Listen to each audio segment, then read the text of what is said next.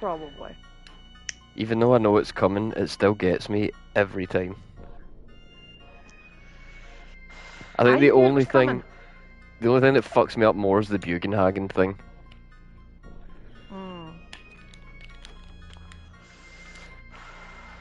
Nanaki's intense cope. But anyway, hello, how are we? How is everybody? It's nice to see you. It's good to be here. We're good. How are you? Yeah, I'm very happy because everybody's back at work now, so I don't have to be the only person there, because that was dog shit. Apparently that's happened in my workplace, because I'm unfortunately forcibly off work for a couple of weeks, because I was stupid and cut my leg open. Okay. You say it like it was you just get bored. No, I fell, and we believe it was a sharp bit of paving slab. Didn't tear my leggings, but took my leg down to the bone. I don't know, now I'm getting it in my head that you were just at home one day and you were bored and you were like, I wonder what's inside there. Oh, no. I have now seen what's inside there, and somebody touched inside there. Scott, yeah. I think it was because he was lying next to me and they'd taken the dressing off, and Scott was like, "Is that actually her bone?" And the nurse, to preface this, I had no pain meds, I had nothing in my system, and she just stuck her finger in and went, "Yep, that's bone." It was horrendous. Yeah, and since being off work, I phoned my boss just to tell him how long I'd be off, and he sounded a bit stressed. I'm like, "You alright?" He says, "We've got 3 people off and 3 people on annual leave. That's out of 15 for 5 stores." And how many people do you actually count as? Because you are so good at your job. At least 5. Yeah, because you often talk about your job in a way that it's like, you are so valuable to them that not having you there is probably that's probably a good 5 people's worth of people not being there. Yeah, I'm genuinely scared because I'm not back I'm essentially off for 2 weeks, back in work for 2 weeks, and then off for 2 weeks of annual leave. Hang on, so that's the going rate for you've fucked your leg that bad the bone's exposed 2 weeks? Well, no. Technically I could probably take longer off, but I'm only I've got the stitches. That's when the stitches come out. That's the worst bit. I didn't care that my leg was lying open. I did not care. I was more concerned about getting stitches, but then a lovely doctor from orthopedics came over and said, "Yeah, no, we're not stitching that. You need surgery." And I'm like, "Hey, we might need plastic surgeons." And I'm like, "Oh, amazing." Oh, do you have a bit of arse in your leg? I was going to say, at least you didn't need a graft. They'd have to take skin from anywhere else. Oh, no, please no. My skin's bad enough. You see, my knee is actually my arse. And they just start swapping you around.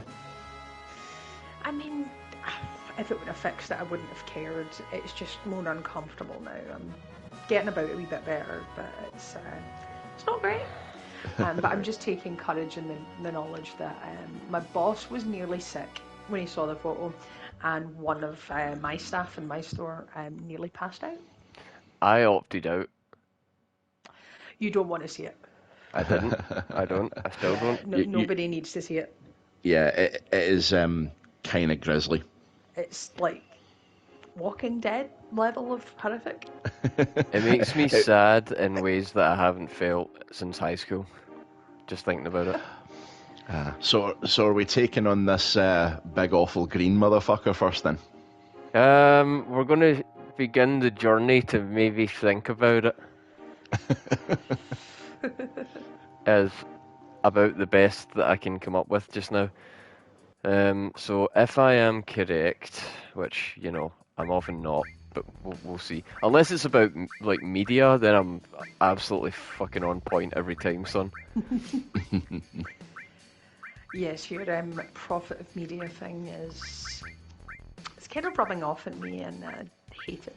It's bogging, innit? You start to see the patterns, man. You start to see it. You start to see through the veil. It's more the fact that you're now kind of disassembling things the same way that Dargo does. Yeah, and hating them because of it. Like I had a bit of this on Tuesday as well. I was talking about on Tuesday the Harry Potter paintings thing. Yeah. And how that doesn't make a lick of sense because I sat and thought about it for a bit. You actually kind of hurt me. Like, you caused me to buffer for a wee bit when you brought that up.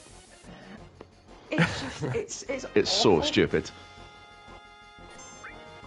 But again, it's the biggest problem. It's something Scott and I have been chatting about for a while. But... Oh, we're just unloading on these jellyfish. Ah, we've seen it once. Who gives a shit now? Spectacle's gone. Die, jellyfish. Cloud has unzipped. There will be no peeing on stings this day, rogue. Yeah, that was their plan. My biggest problem, and like with Scott saying with the pictures and stuff like that, it's Magic has no rules. There's like there's Gamp's laws of elemental transfiguration. That's it. That's really the only mechanics that's ever brought up, and it's like mentioned once, maybe twice. And usually with a good Magic-driven set, and it does need to have some kind of rules attached to it. Because otherwise, I would say it's kind of unsatisfying if it doesn't have rules. 100%. Could not agree more. It's just used to explain, just used to explain away everything. Oh, it's Magic. Exactly, it's dog shit. It's the fucking room requirements. It's just here's whatever we need in the moment. The room of contrivance. Yeah, it's 19 fucking 30s, 40s Superman, where they're just like, what do we need him to do this week? We need him to do this? Okay. But like, I think with like Magic settings that do have rules, I think they're just so much more effective at drawing you in because you feel like, I don't know, it feels good to feel like you understand it a little bit. Well, you know, look like where we are. We're playing a game. We're playing with Materia. Like, Materia makes sense, and it is rewarding as hell to not only get more, but you can identify what it is by the colour. How good was it in Remake when you saw a red piece hiding in the vents in that section? You were just like, oh, yeah. That's a summon. Oh my god, which summon's that going to be? Whoa. Whereas, you know, at Harry Potter, it's just like, I need something right now that can, I don't know, teleport us into the fucking Ministry of Magic without using the piss fucking phone boxes. And they're what just an like, awful alright. enemy this is. Alright, well, we've got a shoe on a hill. That'll do it. It's almost got the same problem. I hate it because it's so open-ended, but I also hate it because it's got the same problem as Green Lantern, in that it's limited it's limited entirely by imagination, and they can't imagine anything better than a fucking shoe. Well, it doesn't technically need to be a shoe. It can be any. So the portkeys in question. There is a bit in Fantastic Beasts: Crimes of Grindelwald, the second one, where he goes to France, but he's essentially been given. This is Newt Scamander. He's been given an international travel ban because he blew up half of New York, and they wouldn't essentially grant him a travel to anywhere. So he had to take a portkey. And he basically had to trudge up to the White Cliffs of Dover, where a grumpy old wizard was stood with just an old bucket. And it hit, like, whatever time it did, the bucket started to shake, and he put his foot in it, and off he went. Well, who the hell was that old guy, and why was he stood there with a bucket? That Dumbledore had set it up. So Dumbledore has enlisted some guys, like, listen, Tim, I really need you to just stand about. Oh, spooky bastard. I really need you to just stand about with this bucket of shite and just dump it on somebody if they get close to it, right? Just don't ask questions, just do it, will you? Alright, cool, cool. Thanks, Tim. And then Tim's up there, he's rotted away to just a shoe, and Dumbledore's like, there's a small boy that's already been disfigured horribly by the killing of his parents. Let's Let's play the long game and fuck with him all the way to the end. Let's manufacture his death and mine. Actually, what it just came to me. There's something that throws me about portkeys. So Mankio boots and buckets and random crumpled bits of paper. Technically, anything can become a portkey because it's a spell. It's a charm that you use to then travel with, and that does have parameters. However, they're only pieces of trash, so that it's less likely for muggles to go near them and muggles to pick them up and end up magically transported. But there are spells and enchantments and like whole sections of magical law dedicated to like protecting places like Hogwarts. There was a bit mentioned in one of the books that that was these spells in Hogwarts. So if a muggle got anywhere near, they would suddenly remember like they had something else on the go, or it would look really dangerous, not like a ruin, so they wouldn't go near it.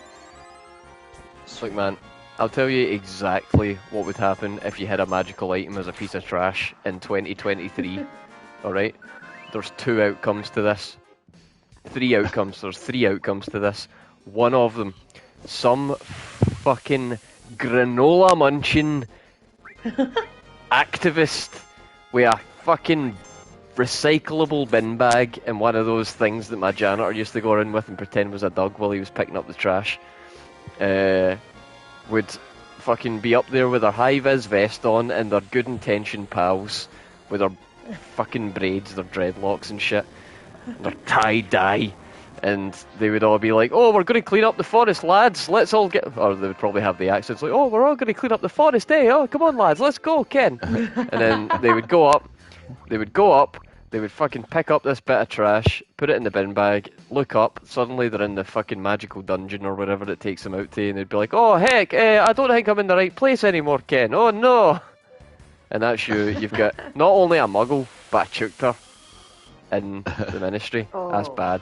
Right, the second outcome, some bad lad who has committed a crime and is having to do public services such as garbage collection. You know, you see it on the side of the road sometimes.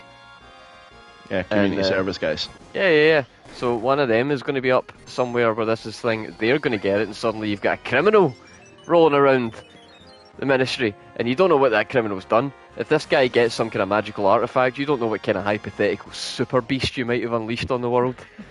The third outcome is that some manky fox is going to pick it up, get transported in. Now you've just got a fox in there, and I love foxes, but you know what they're like. You know, they seem to be modelled on pretty upper class English people, so there's a good chance that fox is ending up a throw. Oh. But am I wrong? No, you're not. No.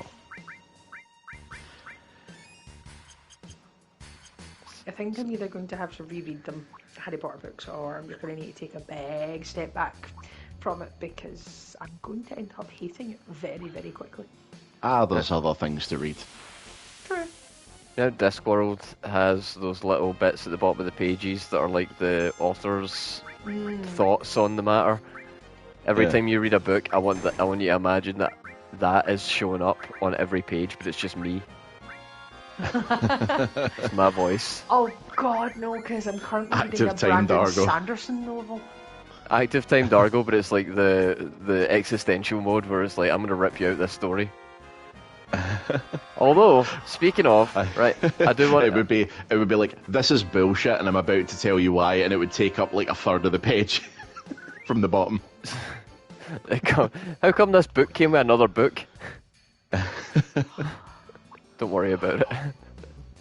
Why are the appendices so massive? And then I'm terrified to look at it in case, like, you dangle a convincing conspiracy theory in front of me.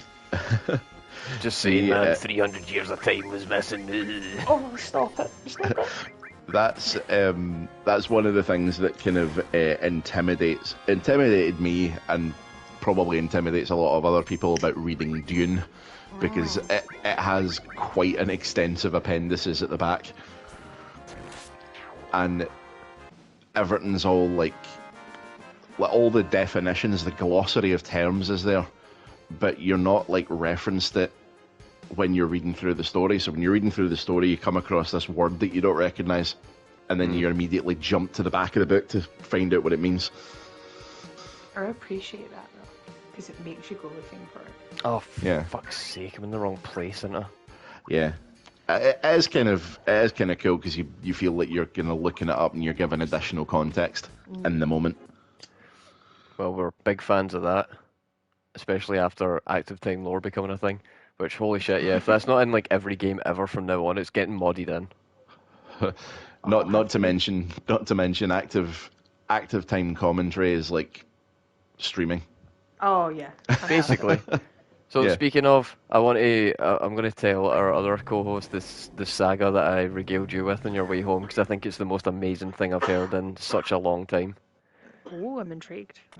Okay. Oh, it's hilarious. I haven't heard the end of this.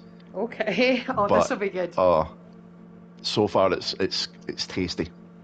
Yeah. Marvelous.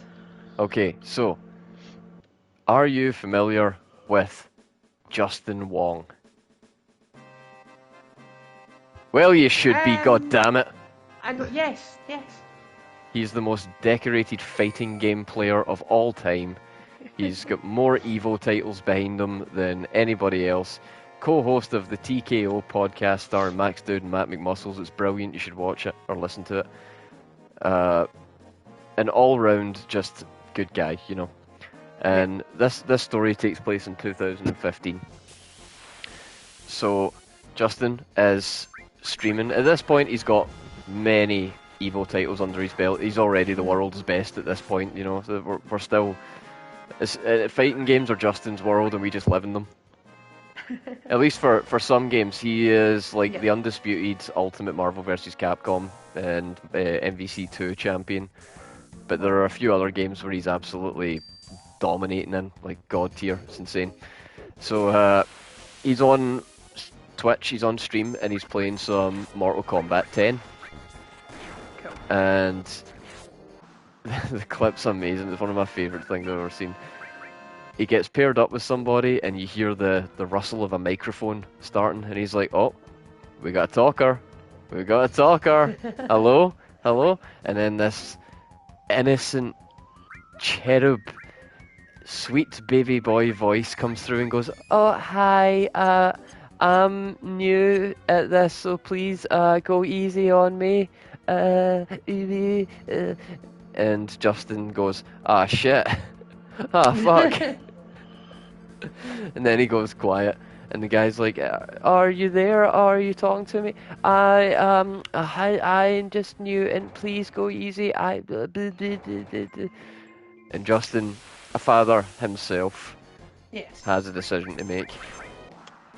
And as I said to Scott on his way home, I believe Justin made the decision that we all hope that we and anybody would make in that circumstance, the right decision. He quietly selects his character, Jax. I don't know if you're familiar with the MK roster, but oh, fuck's sake, Cloud. We actually are reasonably familiar, having just recently watched the fairly recent Mortal Kombat movie. Yes. Smashing. Which we actually quite enjoyed. Interesting. We'll discuss that. Anyway, so he's you know the character. He's great. But in MKX, there's 3 versions of every character. So you can, when you're playing like the Xenomorph, there's one that's all about poison. There's one that's all about, you know, calling in like other things and facehuggers and shit. And then there's one that's just all about using your fucking whiptail or whatever. So every character has these 3 versions. So Justin decides to select the heavy weapons specialist version of Jax, which comes with an array of projectiles. Which, if you're familiar with fighting games in any capacity, you know projectiles are not very fun to play against and often abusable. So Justin starts up. He gives it. There we go. That's what we needed. He starts up. He starts the match. And he instantly starts spamming the shittest move in Jax's arsenal, the rocket launcher, over and over and over again, while the child gets more and more upset, screaming, "No, it's a cheap move! Let me play, let me play!" And Justin decides, in his infinite wisdom, to impart these words to him. Welcome to the real world! You're gonna learn! You're gonna learn today! Welcome to the real world! Oh my god. Wow. You're gonna learn. You're gonna learn today. We've all had to. If you're in the FGC, you have had to learn how to deal with beam spam. It's just it's a rite of passage. People are gonna do it. You cannot stop people from doing it. All you can do is learn how to deal with it. You need to know how to deal with the Hadouken spammer. You need to get good to a point where when that little shit starts throwing those fireballs, you are able to approach and slap him around Jan Lee style and just make him regret ever disrespecting you that way and not giving you a real match. But this kid is obviously new. He didn't know that, so he just got fucking bodied. Like, no shot. Rockets just pew pew pew, and by the end of it, the kid is going, I don't want to play anymore. I'm done playing. I'm not playing anymore. And you can tell his day is ruined. And it even sounded like there might have been friends in the room, so he was probably humiliated as well. Dear. Just the laugh, and everybody was like, you got beat so bad by the Rocket guy. You suck, man. And then everybody at school was beating him up and picking on him and telling him that he smelled bad. So, anyway, cut to the year of our Lord 2023, and that clip is a viral sensation. Everybody in the fighting game community, apparently except me, has seen this clip, and they're all like, tee hee hee, you're gonna learn today. Welcome to the real world. You're gonna learn. Lol lol lol lol lol. And then another comment dropped. This one was from a guy who's about 17 now, 16, 17. And it just said, Justin, I'm that kid, and I want my run back. Oh, okay. 8 years this kid has been in the dojo. He's been in the lab. He's been learning some shit. Oh my god. And he is Are we bringing it. This hero story? Oh my god. He is bringing it to the world's greatest fighting game. He is basically the god in this story. And this young anime protag has been training to make a god bleed, if not kill him. So, the FGC obviously picked up on it, and were like, prove it. Prove you're that kid. Because it's a different username, right? So the guy's like, here you go, here's some old videos that I took from like an old home camera when I was a kid. And you can clearly see the username on this. Here it is on my PS3, here it is on my Xbox, here it is on something else. So it's me, I've just changed my username to something else, which is fair because I used to always have the Cloud_Strife FF7 and now it's Dargo. People do change their handle. So with all this evidence, people were like, holy shit, it's that kid. He's back. He is back, and he is demanding the run back with Justin. So the last thing we heard was that Justin was out of the country. He's working on something pretty big just now. I know that he does for a lot of the fighting games that are in development, he's the guy that they get to come and play the game to tell them what needs fixed. Oh, nice. So he's with the huge QA. Pretty much, yeah. He has like the authority on fighting games. So when, by the way, the TKO podcast with him, Matt McMuscles and Max Dude is an absolute treat. Even if you're not into fighting games, it's just a joy hearing those three talking about it.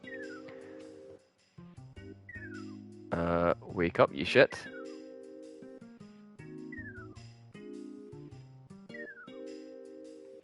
Fighting games has never really been my bag. And the last time I played Smash was with our friend's then 7-year-old who kicked my ass. That's never been a game for me. Right, how the fuck is that the Cam Traveler?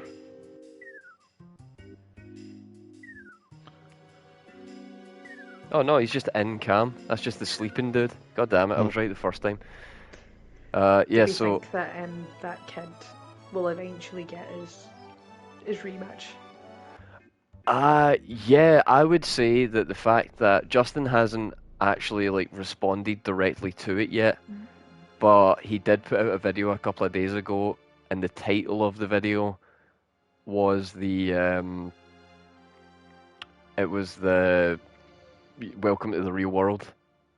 Oh. You're gonna learn. So I feel like that might be an acknowledgement of it, but the fact that no statement's been made, there's no shot that he's like afraid. There's no way that he's not going to like pick up the sticks and actually play this kid. What's he got to lose? You know, if the kid wins, then that's an even better story. Yeah. So and either way, he can turn around and say, "Look, you wouldn't have got here if I hadn't did that to you." I feel like Justin's the kind of guy that if he had like an esports team, he would be like, "Kid, I'm going to train you personally." Yeah. Like that's some serious big cojones. I love it. There we go. So, Rose That Blooms, Desert Rose, and Earth Harp. Oh, it's the guidebook. Do you want to trade it for this underwater materia? Why, yes, we do. So we just have to get the Desert Rose and the Earth Harp. And I'm just looking up just now. He just dumps it on the floor. Hey, one asshole! There you go, sonny! Trunk. It's pink. Yeah, so I reckon what might be happening behind the scenes is how good would that be as an exhibition match at like EVO or the Game Awards or something like that, you know? The halftime show. Yeah, like that would be so hype. That is, like, even the comment section, all the FGC guys were like, fuck EVO, this is the real hype.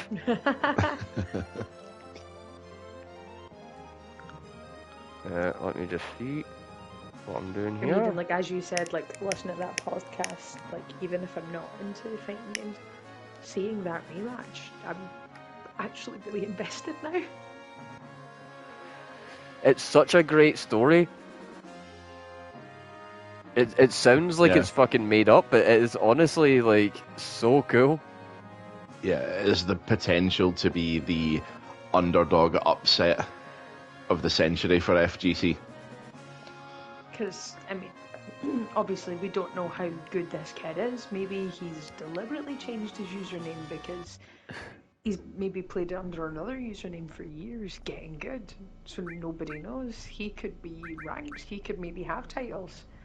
Maybe. And who people knows? wouldn't know. And he's done this deliberately to just show this guy up. Who can say? Amazing. All right. He sat and watched like playbacks of all Jay Wong's videos. People do that. People absolutely do that. So, right. He favors a back step here. I mean, it's what I would do. Yeah. Right. So we're gonna try something here that's a little bit bullshit, but we'll see if it works. Oh god, I'm not fucking gonna look forward to this, man. I might have to do like 20 minutes of leveling. Oh no. So you remember Big Red Bastard last week? Yes. At the end. Mm-hmm. So, as you've seen as we've been fucking around down here, there is also a Big Green Bastard. Yes. There he is. And remember we need the underwater materia. We fought him once and we had that timer. Yep. Mm-hmm. But now that we have the underwater materia, we can breathe underwater, thereby we do not need to worry about that shit. Oh, that's good. We just have to worry about how fuck he still hits so goddamn hard. Oh my god. Let's hope that is the I win button that it normally is. Oh, you big chunky fuck. Oh my god. He's just awful. Honestly, just the worst. But let's see what this does. Playing that in like a remake.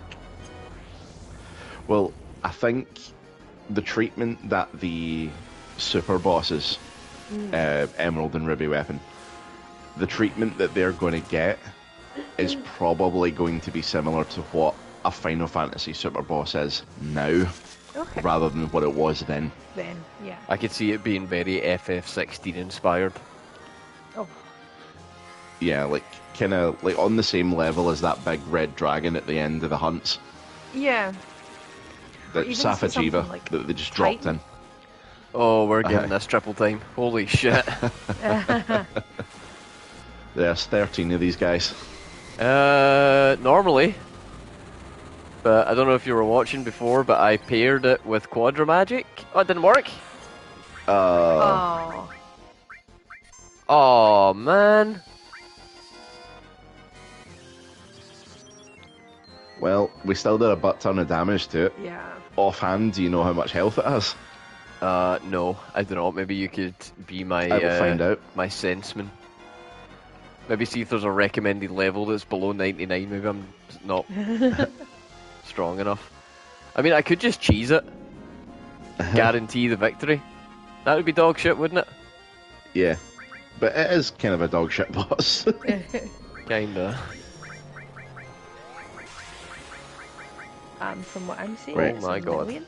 It has 1 million health. Yeah. Yeah. That's a lot. Yep. Oh god, especially when he's doing this bullshit. Yeah, he's taking the MP away. Again, we can cheese it and just automatically win, but I'd rather not do that. Oh, can you pack that in though? Jesus. How many turns do you want? Oh, you bullshit. bastard! Oh god, I forgot he did this. Oh, Well, yeah. that's definitely game. Right, so wait, what? God damn. How much damage did that do to everybody? Oh my god. Like, max. And from what I've read, it's recommending level 80, but comfortably at 99. So Okay. this is level 99 would be ideal, but you can start thinking about taking on Emerald Weapon when your main party's around level 80. Close enough, man. Right, hang on. Do you know what this needs? This just needs a little bit of thought. Just a wee bit of thinking about it, and we're going to solve the puzzle of the bullshit boss fight. So first thing we're going to do is check everybody's equipment and see what they've got. Drain's water attacks might actually be pretty decent here. Right, okay. One thing we can do is do we have mastered Phoenix materia? Yes. And do we have final attack materia? Maybe. Right. If we have Phoenix and final attack materia and we link them together, we get 5 revives. Okay. If final attack's also maxed out, we will get 5 full revives. That's a lot. Yeah. Right. And you can let me see. I think you can use Knights of the Round with W summon as well. There's the premium heart. Let's just make sure everybody's got their ultimate weapons on first. Good. Eden Coat, you've got the ribbon on that protects against abnormal. You can have. See if that helps. Let's go for. Just give you more strength, make you stronger. Okay, so Materio. We are going to want one person with haste, 2 people with haste, someone with cure, someone else with cure. So there's always at least 2 that are active and ready to go. Give everything all materia. So something else we can do too is we can make all of our characters have the Fury status by using hypers, and that will maximize the amount of limit breaks that we can do. Okay. I mean, there's another way we can do that as well, but it's super cheesy. Okay, let's check out the purple materia and see what we can give everybody. I can give you a counter attack. You can have a counter attack. I guess somebody has to take the underwater burden. There you go. Okay, slash all is amazing, as is double cut, but I'm going to give that a Tifa.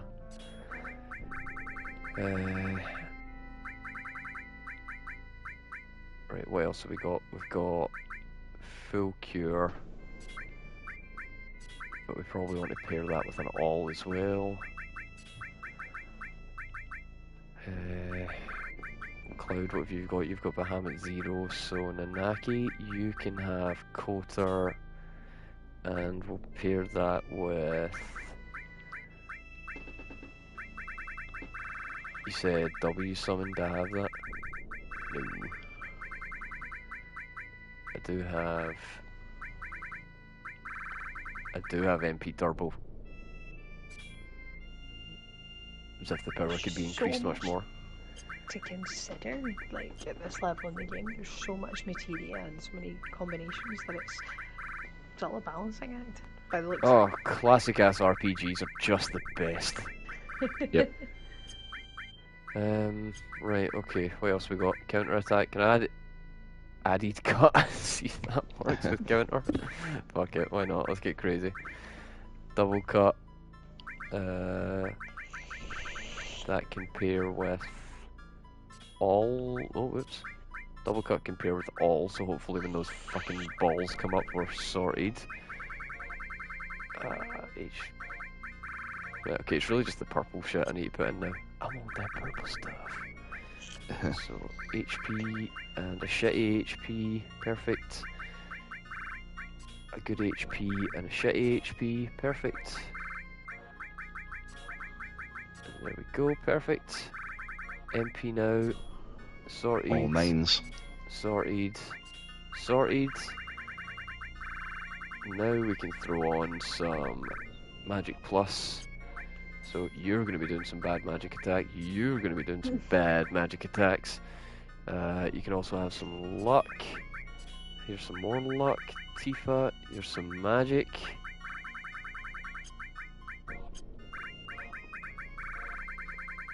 Don't want to burden everybody with summons, but probably should have one. So you can have Phoenix. What was Phoenix getting paired with? Final attack if we have it. Right, I don't think I do, but you can have a better HP plus to compensate for that going on. Final attack is purple, I think. I believe so. So yeah, no, do not have it. So there's some powerful materia. You can also have some powerful materia. And a better HP plus if I've got one. I do. And I'm kind of at the point now where everything else I need is just like... Yeah, I don't really need anything else. Yeah, it's optimization. I guess you can have a revive. No, I'm actually good. I'm just going to leave the empty slots so that I don't have to worry about health or anything. Is there any purples we can put on him just for fun, or...? HPMP.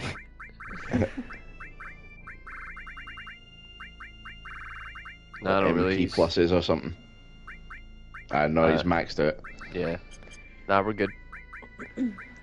It's interesting, and part of me kind of hopes for like rebirth and the kind of further parts of the remade version of this. Oh, summons! It could do summons. That it's maybe a little bit easier to kind of maneuver around the materia and kind of find it all, because when I played Remake, quite a lot of the time Scott would be like, oh, you need this materia and that's here, and then if you stick that on there it'll do this, and it's a lot. Oh shit, I pressed the wrong button. I think that the whole experience is just going to be streamlined by the fact that we're now in like a modern era for this kind of thing. You know, like it's a lot easier to do, and we've got lots more examples of it.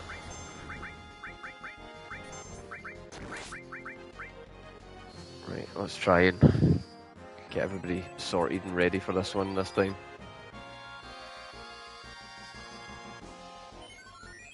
Yeah, we're doing a lot more this time. We got the retaliate, and yeah, there's a few things on the go. Oh, you chunky fuck! Oh, there's an Omni Slash. And hopefully 4 Terraflares.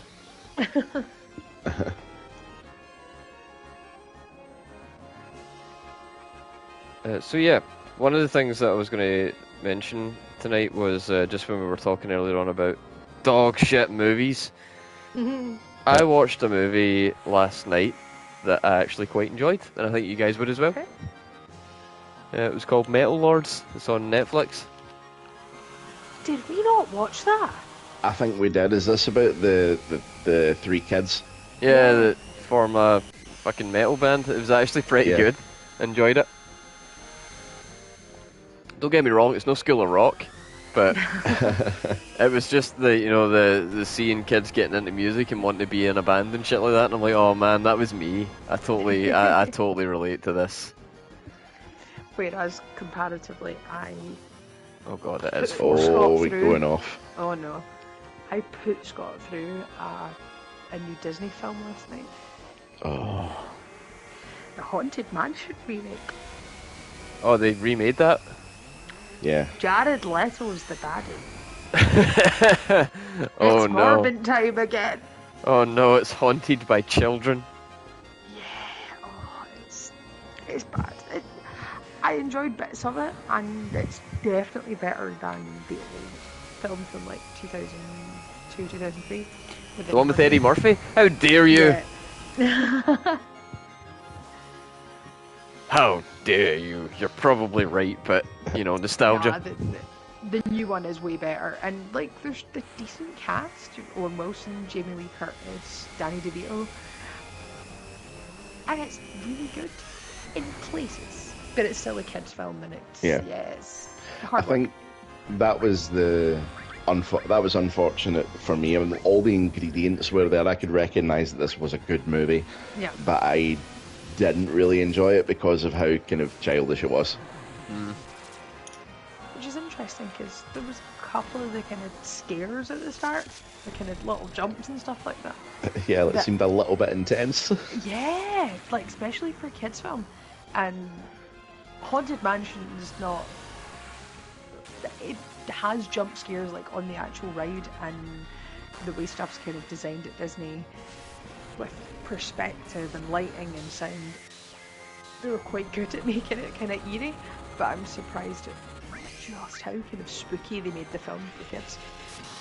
I think that kids should be scared more. Agreed.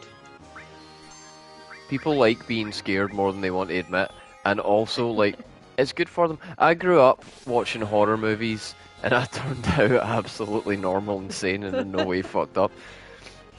Me too. My dad used to we managed to magically acquire them using computers. Any films we wanted really, and he'd keep like the horror ones and stuff like that in like kind of separate cases away from the kids. Like, what's in there? He's like, oh, it's horror films. You like vampire stuff, and you like kind of you just take that. And oh yeah, I got an education. I don't think it affected me adversely. I was already kind of goth. When I was a kid, I was never like scared. Oh shit, that's the wrong thing. I was never scared by any of these movies, but what did fuck me up was one time I was watching the Scooby-Doo movie, the DVD commentary, and there's just one bit where... To be clear, is this the live-action Scooby-Doo movie? The perfect one, yes. Oh my goodness, yes. The one that had the visionaries to make Velma the hot one. Oh god, yeah. Linda Cardinal. What were they thinking, those mad lads? That's when you talk about subverting expectations, that's what I'm talking about. Anyway, so It was that. It was the director and like cast and crew commentary section, and they're just talking about. I think it's like when the monsters start showing up in the hotel for the first time, and everybody goes quiet, and then one of them just fucking whistles the Scooby-Doo theme song. But it didn't sound like any of the other audio that I'd heard up to that point. So my young child brain was like, who the fuck whistled the Scooby-Doo theme? And I'm looking around, I think there's somebody outside my window, there's nobody out there. I think there's somebody outside my room, there's nobody out there. So eventually I'm like, is there an actual fucking ghost? And it whistled the Scooby-Doo theme. I got terrified, and then I went back and replayed it and realised, nah, it's just some asshole whistling. It's easy what like our minds can play tricks on as well, especially watching like stuff like that. There was a film, I don't know if it is a Netflix specific film, but Gerald's Game, which Scott and I watched, and it's a phenomenal film. Most of it takes place on a bed, on like in one room. In one room, one camera for most of it. It's amazing, the suspense, and it's insane. And there's something that appears near the end of the film that actually creeped me out and kind of gave me nightmares, which doesn't happen. Yeah, that's Game. What's that? Oh my. Oh, for... Yep, that's a rinse. Oof. How do you fucking beat that? Button? So, there are kind of... I was looking this up just a moment ago. It was... there's a couple of different schools of thought with this. Let me see.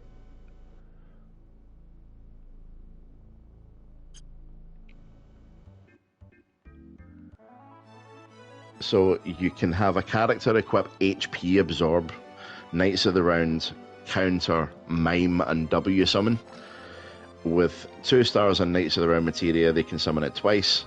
The HP Absorb paired with Knights of the Round and Command Counter paired with Mime, the player can cast Knights of the Round, and then when the character is attacked, they will counter with Knights of the Round while being healed.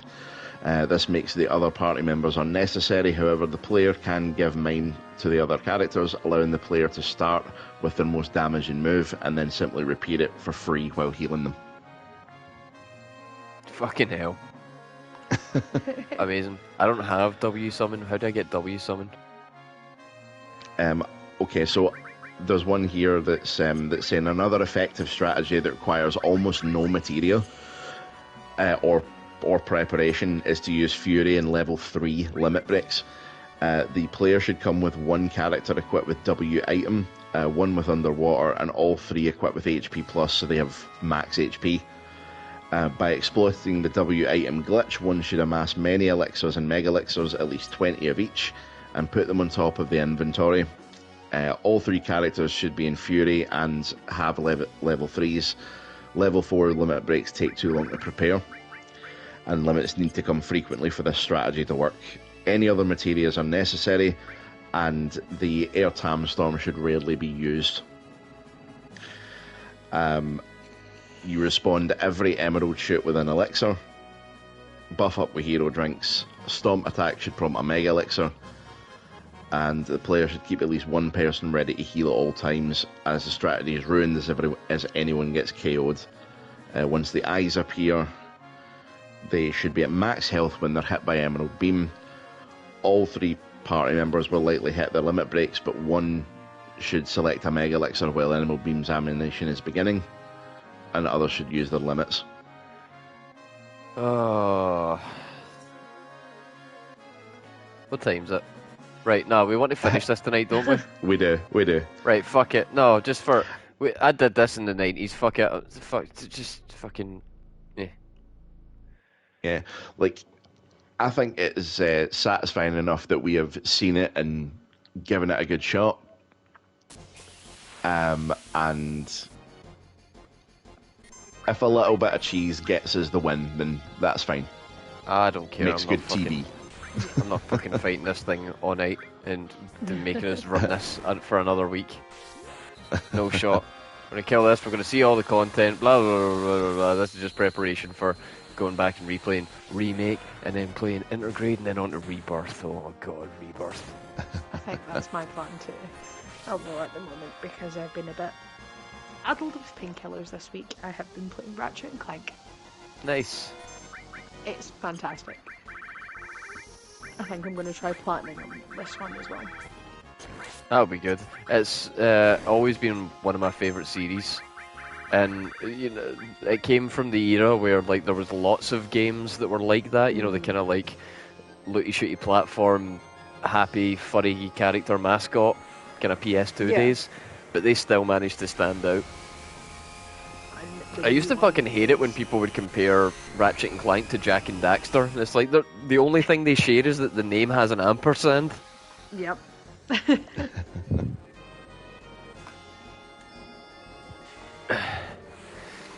Yeah, it is what it is. Nah. The newest game, if you've not played it, Rift Apart, I would recommend it. It's got a lot more kind of mechanics to it. There's a few sections of it that are really, really fast paced. I've had to wait till the painkillers weighed off so I could be focused. But it's amazing, and because it's all kind of meant to be a sort of dimensional rift type kind of storyline, your dodge, you can essentially dodge through laser beams and things like that. So it essentially gives you iframes. Jesus. And it's amazing for fighting. I've been playing Sea of Stars, and I've almost finished it. I just need to do one more thing, and that's the platinum, and then it's done. Nice. What platinum number will that be? Oh, I don't even know. I'm not counting. Like, it's slowed down so much recently that I just don't want to look at it, because I'll be like, oh, still? That's awful. But, I still think I'm in single figures. Ah, surely not by now. You've been doing great. I have like 3. I think maybe at 9, maybe 10. I'm not sure. We'll get you an actual trophy for the 100th. Tap the controller and you can check. Oh yeah, I can do that now. I'd love the PS5. Technology! Scott, you're gonna need to get It'll just be in your profile bit, I think. Ah, yes. 7. Oh, okay, we can get you there. There's a few games that we can play co-op and work on at the same time. That would be awesome. Yeah, it's Subby Below Zero, a handful of Lego games, the last Ratchet and Clank, and Skyrim. But we have like some Lego games that are co-op we could all do. There's I don't know, is any of the new PlayStation Plus ones co-op? I really enjoy the Lego games.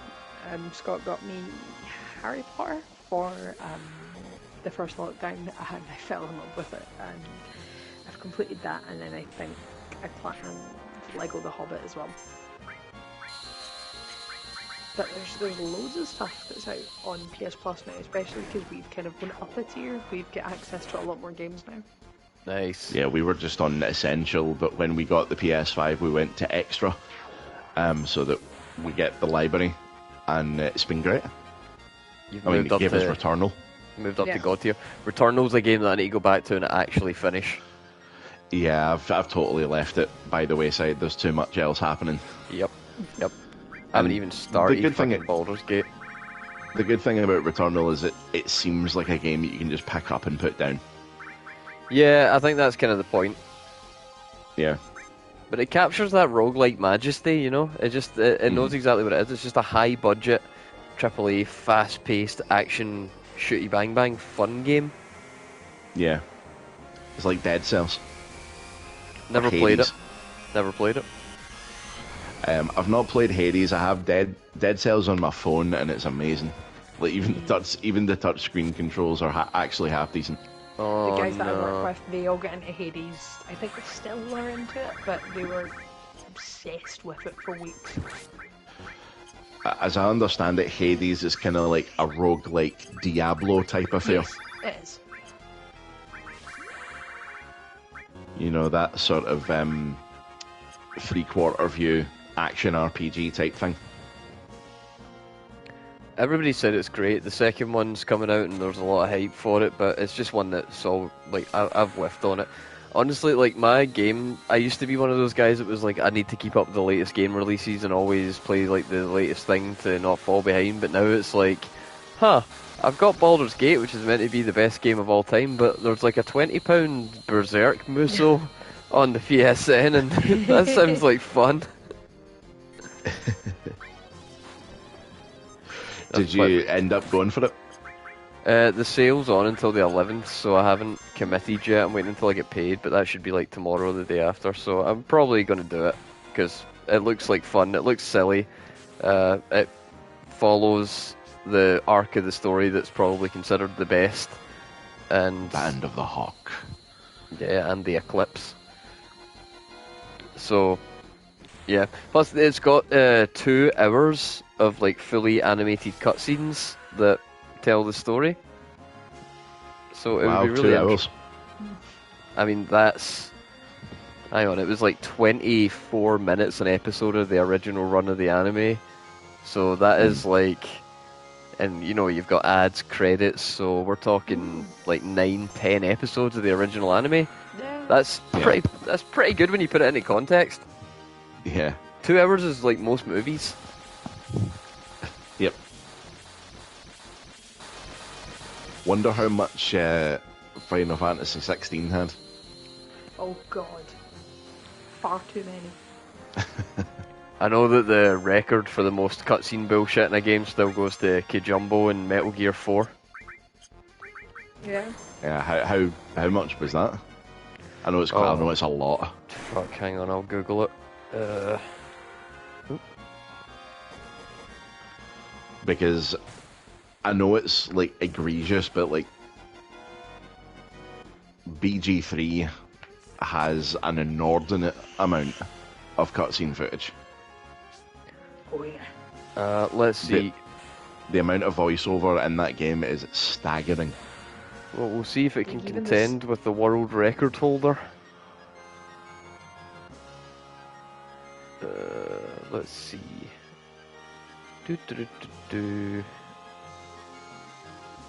Just scrolling down to the number 1 here to get the story. There it is. Metal Gear Solid 4 holds the Guinness World Record for longest cutscene in a video game with a whopping 71 minutes of uninterrupted cutscene. And then how much is the total?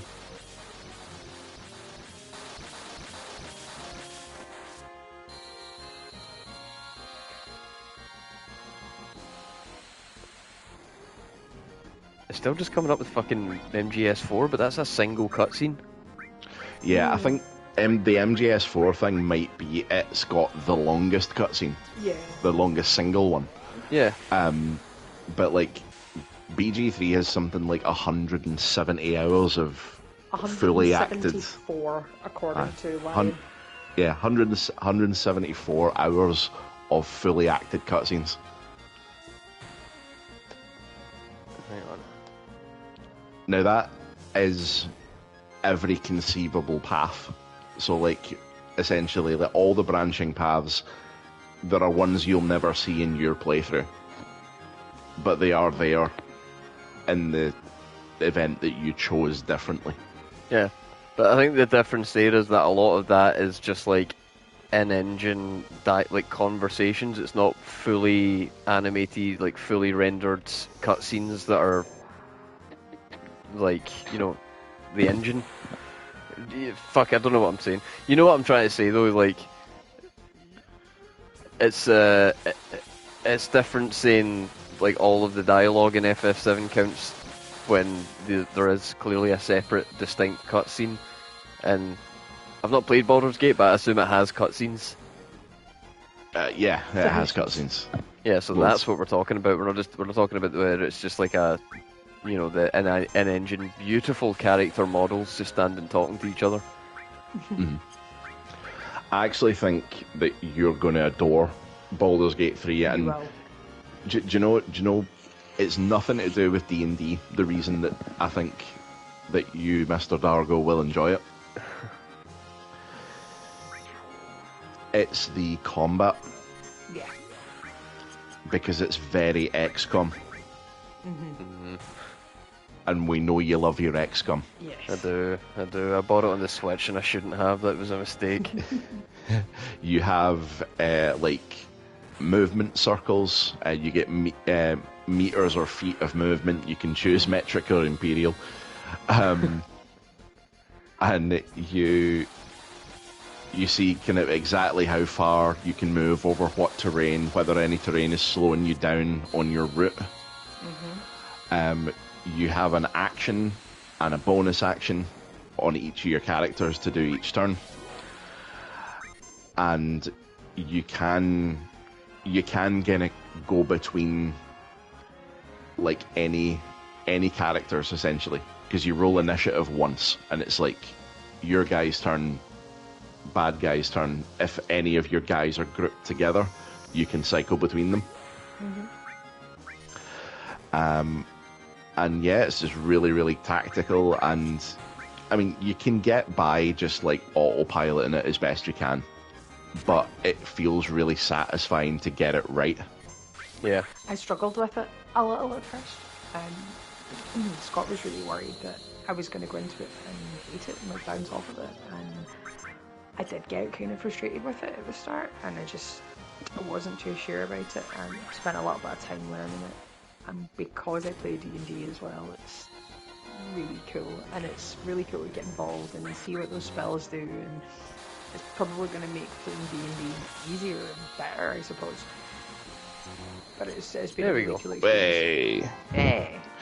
So, the kind of interesting thing to keep in mind about Baldur's Gate 3 when you play it, it's like,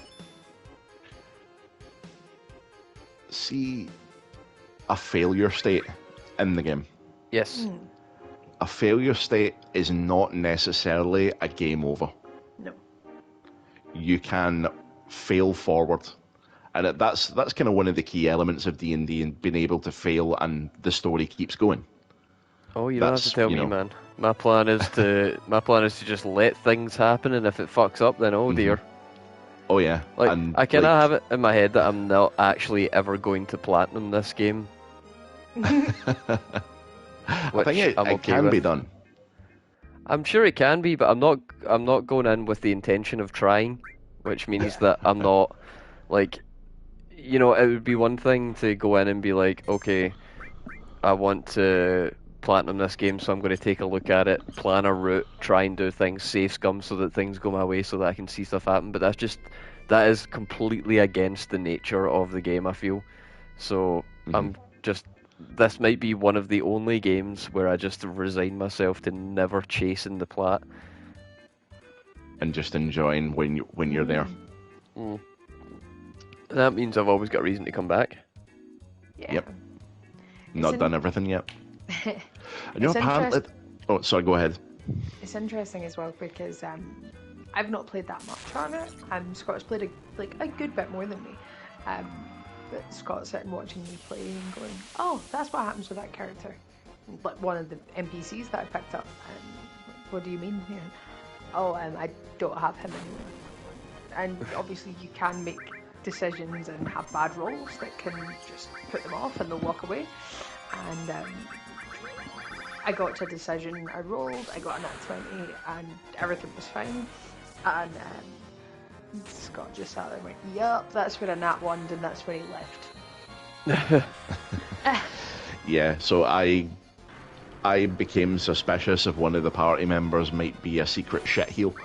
Yes. Right. And I kind of investigated them a little bit, and it came to a roll, and it did end up being like a crit fail, and as a consequence, that party member has left the party, and I don't know if I'll see them again. Why did that do 0 damage? Unclear. Is there some bullshit with this guy?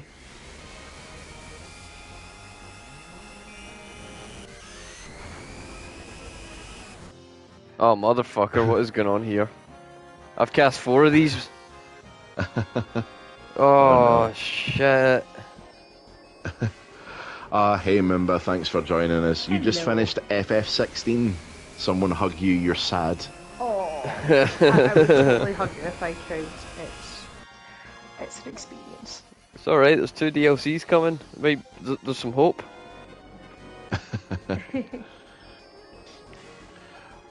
Man, the DLC, if it comes out, it better go down that Leviathan the Lost rabbit hole. Oh, I want to know what that is.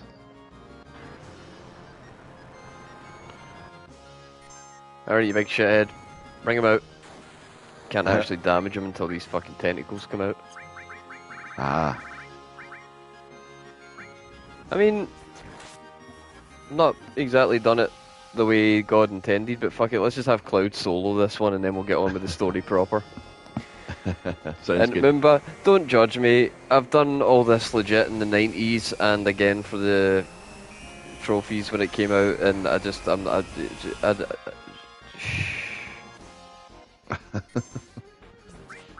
You already lost your shit with New Game Plus. I only ever thought 10.2 would have a New Game Plus.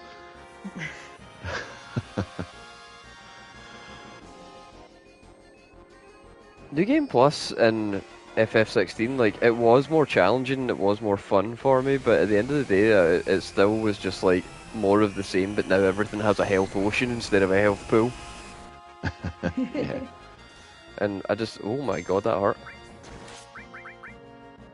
What the fuck?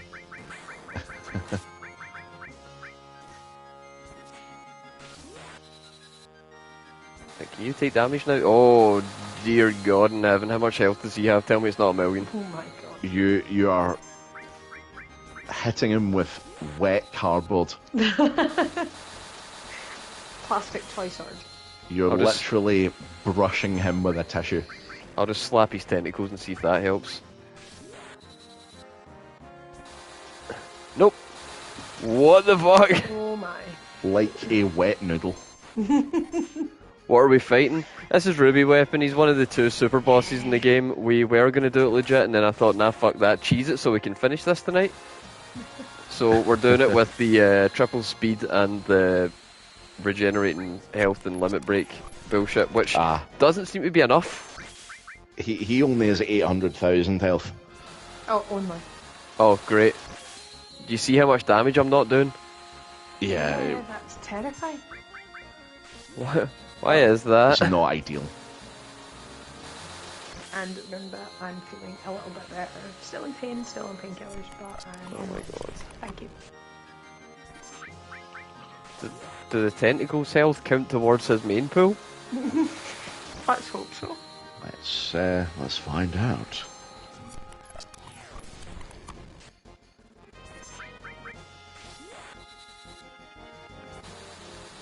You would think this game being something that I'm absolutely obsessed with, I would know everything about it by now, but I've like almost deliberately tried to remain as ignorant as possible of as much of the like deeper mechanics. Like, I never wanted to get into speedrunning this game or anything like that, even though like the speedrun category, like you would think that would be something I'd be hyper into, but I don't even like watching it because it's always just it's got such a special place in my mind that I always just want to be like as authentic a playthrough as possible, with it, except for this bullshit, obviously.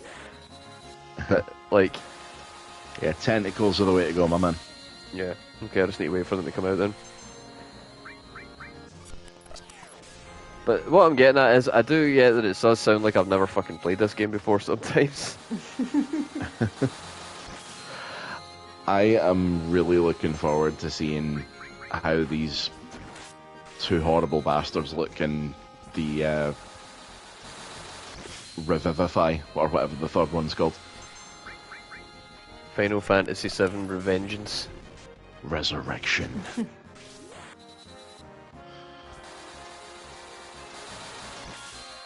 I don't even know what it could be.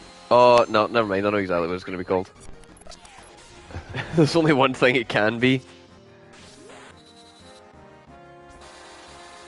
They're gonna reunion us twice. There you go. There you go. You got it.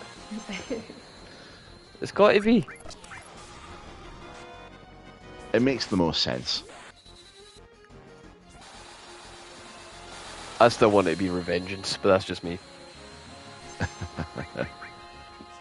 Oh, so earlier on, you guys missed us talking about the legend of Asian Lamb versus Jay Wong. We had some other stuff and things to go over, did we? Did we have anything to talk about, or were we just waffling nonsense tonight? We were just waffling tonight because it's the last one. It's the last one. Yeah. What the hell are we doing next? I have no idea. Oh dear. I'm sure we'll figure it out. What the hell are you two doing next? Because I'm an intruder here. Yeah, it's gonna be weird. Doubt you. Yeah, it is, isn't it? I'm gonna go back to going through movies and hyper analysing them, getting back to form. Horror. Although one of the first things we all need to watch together, we're probably gonna need like a watch day so that we can get through Advent Children and then get through like a couple of things on our list. Because there will probably be some frame of pauses. Oh, yeah. Oh, especially for Advent Children, I've got a shit ton to say about that movie. And do you know what else I think would be an absolute treat for us to watch together? Oh. I'm so sad I'm suggesting this. Legit. Don't say it. You know. Don't say it. No, I think we should. Please. No, I think we should. Don't say it. Oh, come I'm in on. the dark. I need. Don't put that out there, man. Yeah. You need to say Let's it do now. it. Let's do it. Come on, I've got it on DVD. No. What is this? I want to hear you say it. Advent Children is not the first time the words Final Fantasy have been committed to a piece of cinema. There was another. And You know how Square. to compare this, would this compare like previous times that Dungeons and Dragons have been portrayed in Oh no, movie? this was far worse. This nearly sunk Square as a company. Remember how Square used to be SquareSoft and now they're Square Enix? Yeah, but wait, no. So there was Final Fantasy, the first one, and it was called Final Fantasy because it was meant to be their last game, and then it took off. And No, That's actually that's a for the myth. games. yeah. That's actually Is not it? true. That's a myth.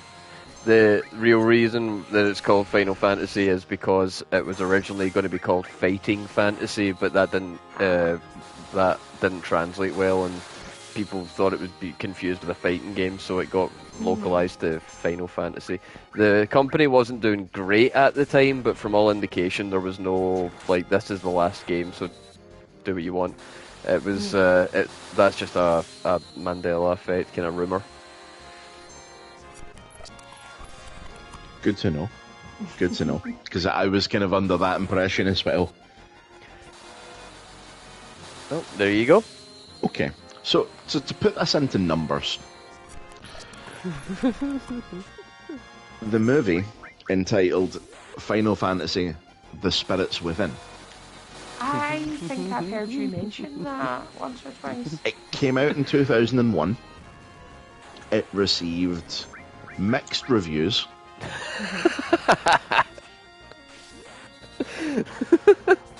Okay. But one of the things it was highly praised on, kind of quite universally, I would say, was its use of CG. Okay.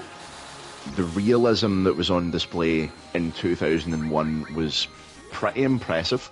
No other movie had really done anything like it before. Yep. And it cost quite a lot of money. Yeah, I know you're. It cost quite a lot of money. It cost $137 million, and Jesus. that's equivalent to about $205 million in 2002. And would you like to hazard a guess at how much it made at the box office? Let's say half. Just given that the Rotten Tomato reviews I've just seen, not read the reviews, but it says 44, 48, so I'm going to say half that. So it bombed to the tune of 85.1 million, and basically took the entire production company that was purpose-built to make it down with it. Jesus. Square Pictures kind of died. It was not good. I actually have a copy of it right here in my hands. Oh my god.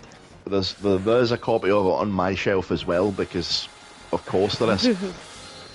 But do you have the widescreen edition with 4 hours of spectacular extra features? Do you know, I think it is, because I think that was one of the more common versions that were available. It was.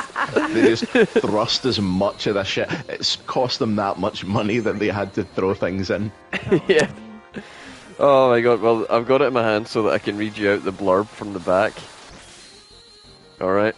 You ready for this? Go. The year is 2065 AD. The Earth is infested with alien spirits, and mankind... Final Fantasy committing to Earth, by the way. Okay. And mankind faces total extinction. Led by a strange dream and guided by her mentor, Dr. Sid with an S.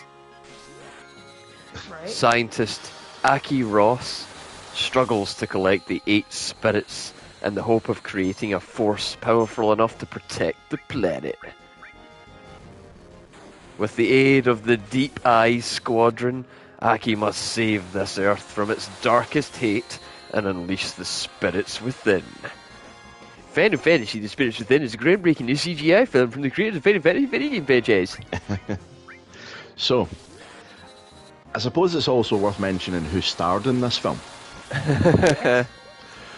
So, in the lead role, Dr. Aki Ross, that we've just heard about, Ming-Na Wen. Oh, okay. In the leading man role, I can't even remember that character's name. No, it's gone. That guy is played by Alec Baldwin. Okay. Eric Barry.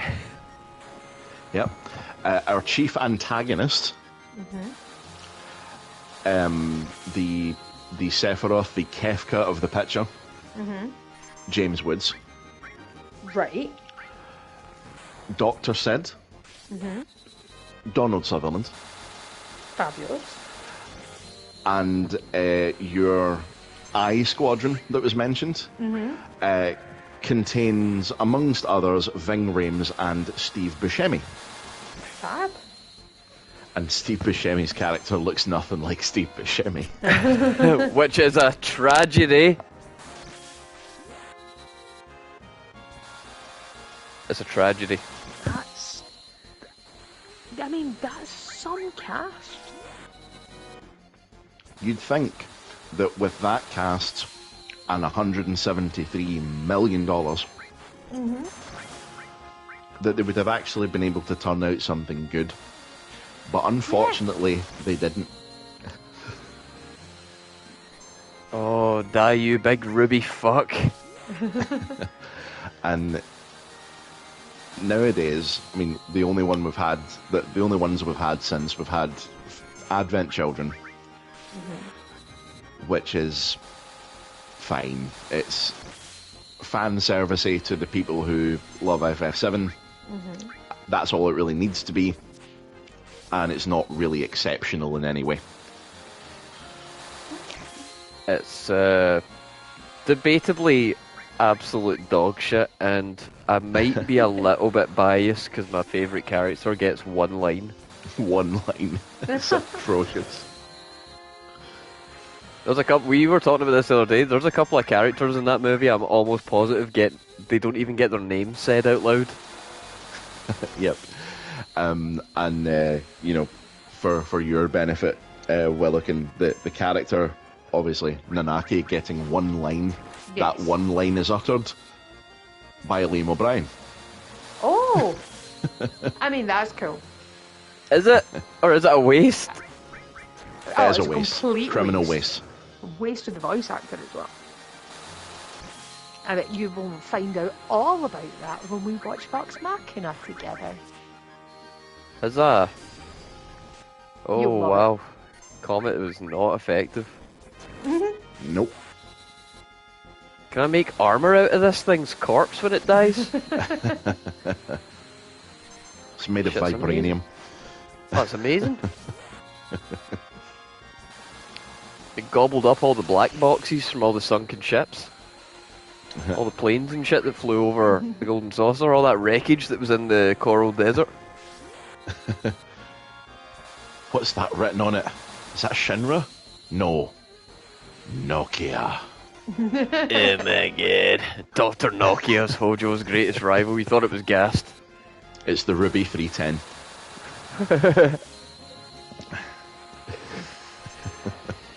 This is what happens when you wear a headset with 5G. You turn into a horrible desert-dwelling tentacle monster.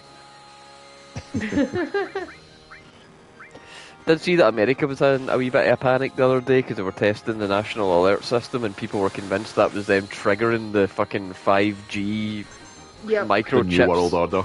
Oh, yeah, like that was everybody about to become like 28 days later rage zombies.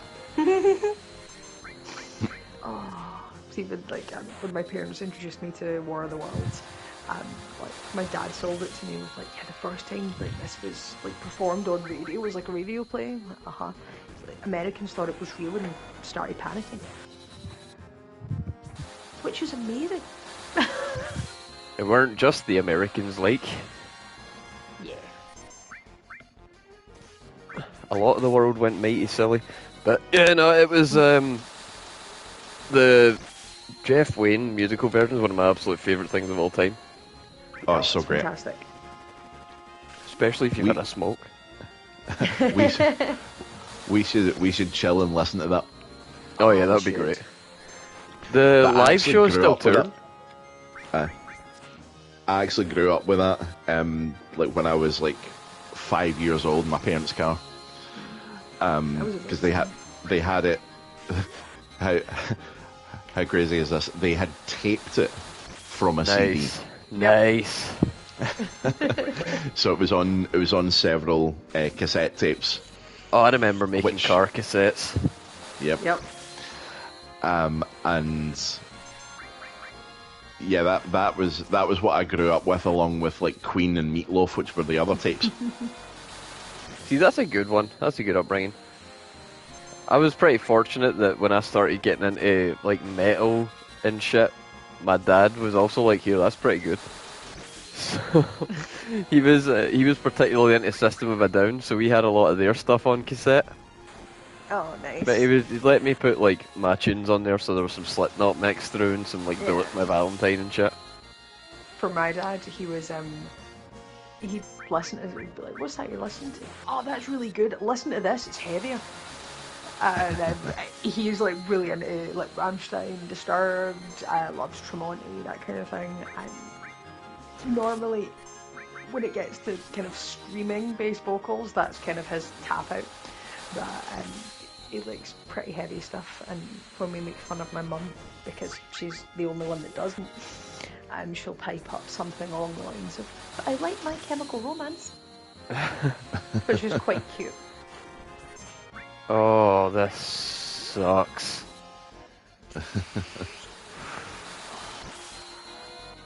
Is there a reason the damage is so low? Just because his main body is the highly defensive part of him. I think it is near max defense. It's only when the tentacles are extended that you really get to deal any meaningful damage. Oh god. I don't even have sense on to tell how much. I should have definitely had sense on. I know, I'll just back out now. Put it on.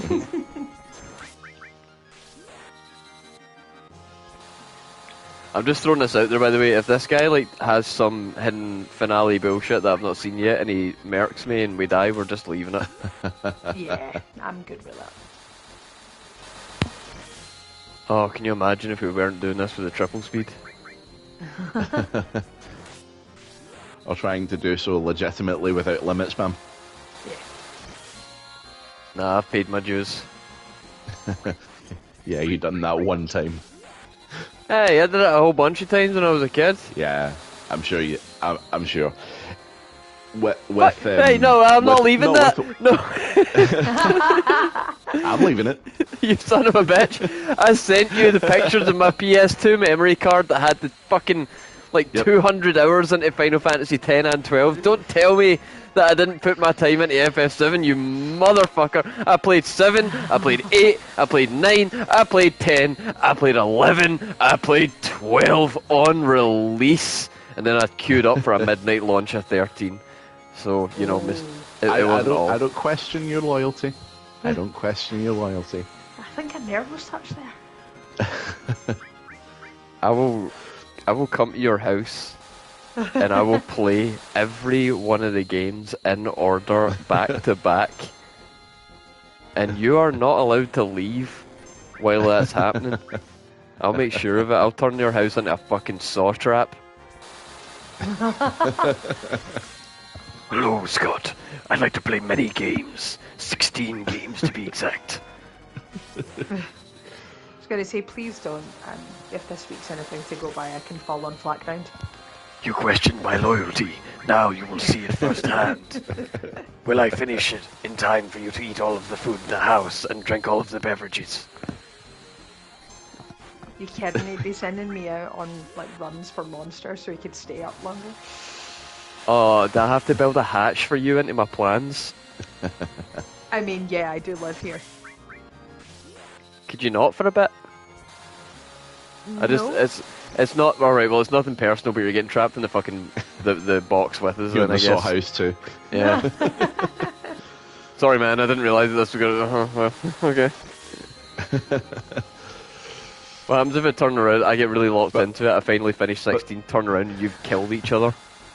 The point that I was trying to make was sometimes when you fight a boss like this, doing it one time is enough. Okay.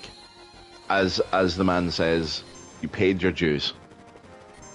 No. I, for one, would never want to fight Omega Mark 12 in Final Fantasy 12 ever again. Here's an interesting point. Of all the bosses, because as soon as you said that, a whole bunch of names kind of ran through my brain, but they were all from Final Fantasy. Right, yeah. Like Ozma, Penance. Oh god, fucking Ozma. Right? I hate that overgrown bouncy ball. Fucking Penance, Yasmat. You know, there's just loads of dudes that you fight them one time and you're just like, oh my god, that was a fucking slog. But are there any from any other games where you've played and you've just been like, wow, I'll never fight that boss again, that you can think of, right now? I guess Pantheon 5? Yeah, I mean, I think doing that once would be enough for anyone. Are there any others? There's Dark Souls bosses that I don't want to fight again, but it's not because they were so difficult that it was just too much. It was that they were just so bullshit that I never want to do Bed of Chaos again. Yeah. Wait, hang on. No one wants to do Bed of Chaos ever. Hang on a minute, what the fuck is going on tonight? I'm getting shots fired from you, shots fired from chat. When you finally figure out how to play the fucker, Moomba, is that a fucking gauntlet you've just hit me with and threw on the floor in front of me? Because I will pick that shit up. Got the platinum for Final Fantasy 13 back in the days when the only assistance that you could get for video games was fucking game FAQs, handwritten fucking walkthroughs. I didn't even use me. I farmed tetrahedrons, me. I got all the fucking webs, me. I fucking did it. I was there. I fought that fucking turtle for 3 days. So Trigger Dargo night, I think. Give me your shit. Alright, I've built that fucking spear grid. I went all across that end zone and did all the hunt. I know how to play that game. You mother... I'm so offended right now, you have no idea. I'm going to drink some Iron Brew and eat the rest of my lemon posset, and I'm going to pronounce it posse just to make you uncomfortable. Mmm, tasty posse.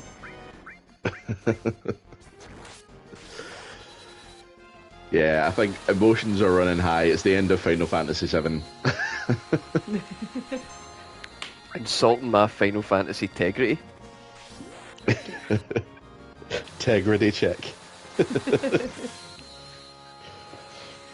It's like the other day when you were hassling me about not playing Peace Walker. Like, yeah, okay, I can be a Metal Gear fan and missed one. How many copies of Advent Children do you own? 3. That's still more than most people would ever consider necessary. Yeah, I'd say I'm about mid-tier. Even something that the three copies that I have, just to briefly go over those. One is the downloaded full Japanese copy. Nice. One is that is burned to disc. One is a kind of standard release one, cinematic, I suppose you could call it, and the other one is complete. That's the extended cut.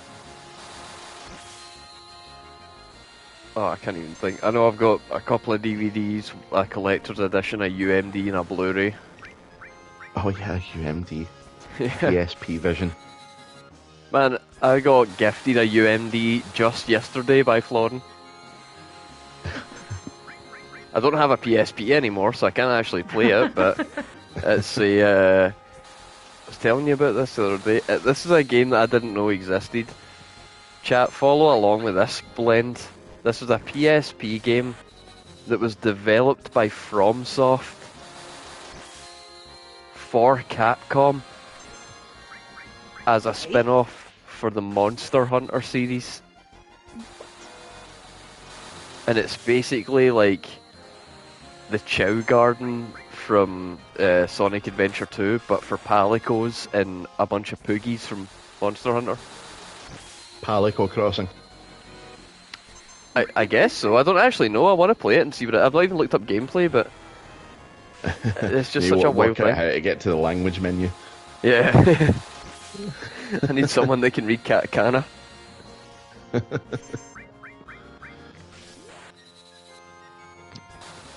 Who's this messaging me? There's bound to be like menu directions for foreign language players. Well, it was never released in English, and I don't know if it's a standard practice for Japanese games to put an English language setting into their games, so I don't know. I suppose not necessarily.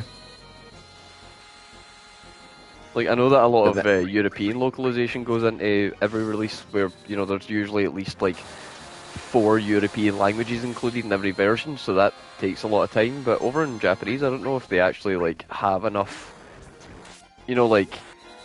surrounding nations or large groups of X language speaking natives that they would necessarily feel the need to cater to that. But some Final Fantasy games in other languages would be hilarious. Imagine playing one of them in German or something. Everything sounds that certain way. There is actually something that me and Florin have done a few times.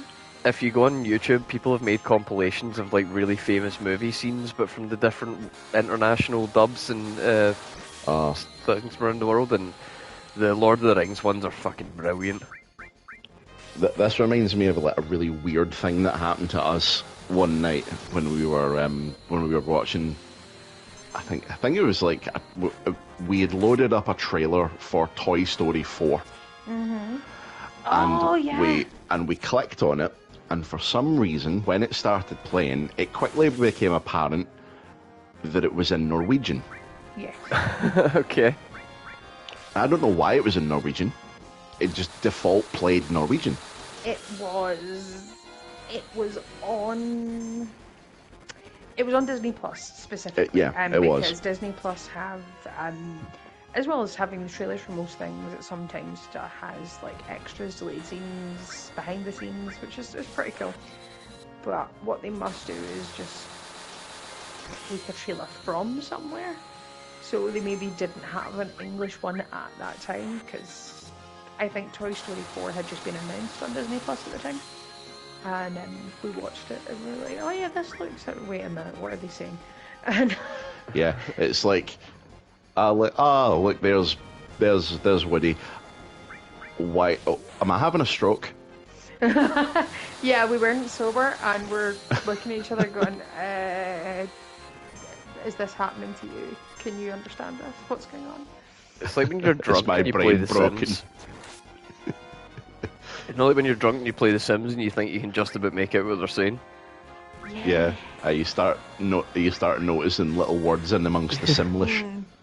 Yeah. There's a friend of mine, apparently that happened to him when he was drunk, and his friend's missus is a traveller, and obviously they've got their own kind of language, and his mate was talking away to this girl in this language, and he sat there for a good 10 minutes, thought he was having a stroke at the corner of a party, and just this language he'd never heard before. I feel like that's how most people feel when they're around me and one of my friends when we're talking about games. Especially fighting games. You start talking about how bad you're going to DP your boy later on. Eyebrows get raised.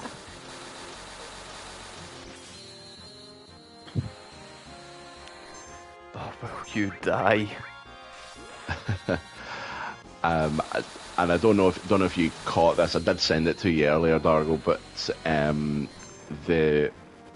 a major wave of game changes to Armored Core came out. Oh yeah. Just as I finished the game. What have they done? Oh, they've been busy. Oh dear. Yes, the old Zims are on the chopping block. Oh no. They have been thoroughly the Zimmerman shotguns have been thoroughly nerfed, and loads of other things have been nerfed. Some things have had like their ammo capacity boosted, which is pretty cool. Yeah, that's pretty good.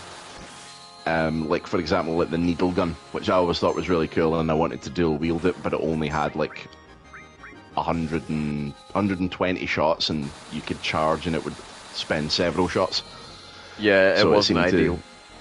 It seemed to deplete really quickly, so it's one of the ones that's got a bigger clip now. Well, that's good.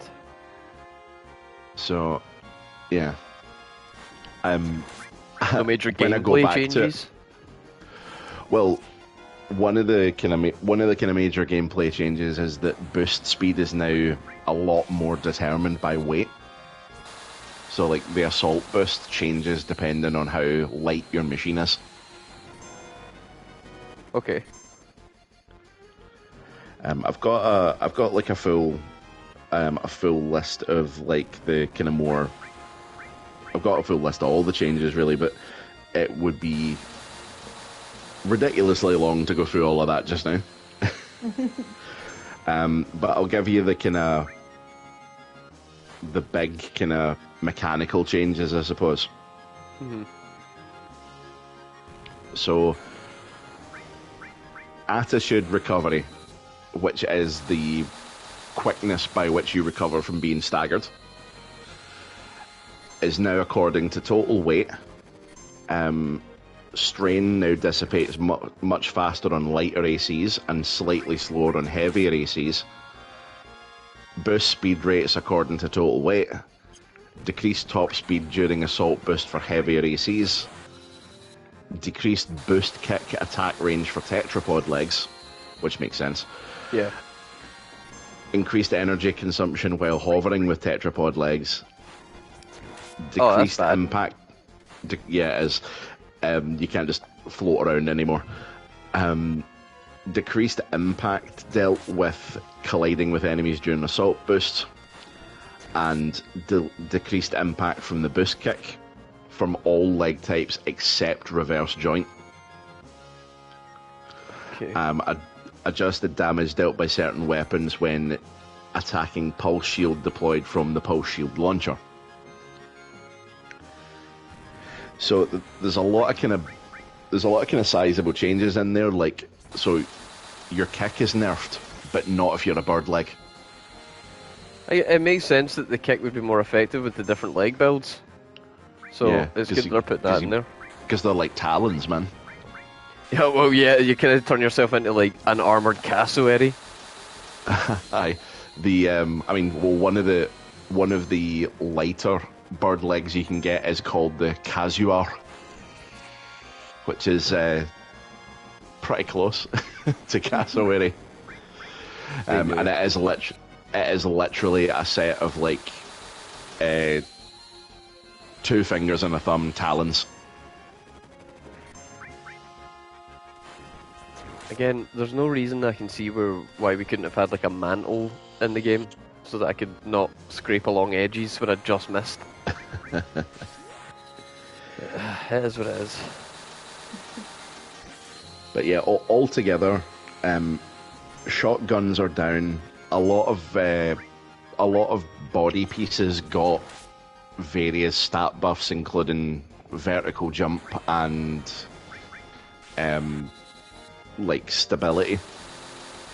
There's a lot of machines that I'm kind of concerned that if I was to load up the game and try and play it again, I'd need to rebuild everything. It sounds like getting in early with this one might be beneficial for getting plenty platinums or whatever. I think so, yeah, because the changes that they've brought in are for PvE as well as PvP. Ooh. So the double Zim shotguns and double Songbird grenade launchers is not really the play anymore. Damn. At least it's not the I win button it used to be. Yeah, because that really was like the strat for most encounters. But you know, the thing is, I would like them to change it so that every weapon is in some way viable. That's the thing that I miss about that game versus Dark Souls is, you know, you're not going to get any fucking broken sword runs with this boy. There's some fights where you just straight up need something. But some of the weapons got like an outright buff. Like, for example, one of a favourite from yours and mine, the earshot. Ah, yeah. Shorter reload time. Ooh. Yeah. I like that. And it is kind of encouraging people to go after new weapons as well. So see the handguns, the pistols. Yes. They now have a much more ammo capacity. Yeah, they need So dual wielding them might be a decent option. They definitely needed the increased ammo capacity. Those things used to run out ultra fast, and it was not a good feeling. No. Oh, put your fucking tentacles back in the ground, goddamn. But I'll be interested to see how they keep it interesting once you finish the game. Are they going to introduce more PvP stuff? Are we going to get a DLC? Who knows? Would you like a DLC? I mean, I would kind of like a sort of grinding lands type thing. Yeah. I would like a game mode where it's like, maybe not like free exploration, but like it's maybe like wave based or something. Yeah, that'd be cool. Like a bloody palace or something. Yeah, that'd be pretty cool. If we could have AC bloody palace, that would be all right. Well, I would ideally like levels of various bosses. I would ideally like something that makes money actually valuable in the game again after you've bought everything from the shop. Yeah. Like I say, once you start going for the S rank and everything, you end up racking up so much money that eventually I had like 21 million when I finished. And you'd like bought everything, right? Oh yeah, everything. Yeah. Yeah. I was like when I was getting to the end of the game, like there was something that didn't feel good about buying the last piece of armor, the last piece of like the bodies or the heads or like finishing a page. There was Yeah, something about that, like, it was like, oh, there's no more things to buy. Yeah, you always wanted more. Yeah. Oh, this is so boring. I think they could... What I think they should do, like, in terms of, like, you know, making money valuable again, is they could introduce a slider system with certain weapons and pieces where you can spend a bit of money to push one of the sliders up and boost a certain stat, but there are consequences on the other stats that it has, so other things get pulled down. I'd like that. Fine tuning. Yeah, and make that cost money, and then you've got a way to make it not worthless, and you're constantly doing something with it, tinkering. Yeah, some kind of upgrade thing where you could even like overlevel something, or I don't know, something. But anyway, what I was wondering while we're struggling through this ultra grind, is there such a thing as like weapon hate? Oh right, okay, Reddit hate for the Emerald and Ruby. Yeah, because the advent of these versions and this thing just makes it like a wee bit of a boring like slog, whereas like old school actually going up against this thing, going for the legit strat and fighting it is like fucking hell. This was back when like beating this thing legit is a serious badge of honor. Yeah, it was definitely, I think it was the first super boss I ever came across. It was definitely one of the first I came across, and gave the notion of like there's things in games that are so tough that they are just there to always give you something more to need to achieve.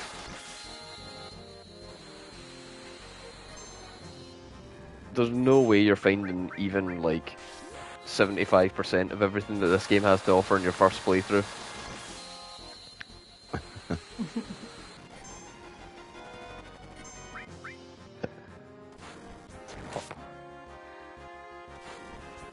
God, I really regret not having sense on. There's not an item that does the sense effect, is there?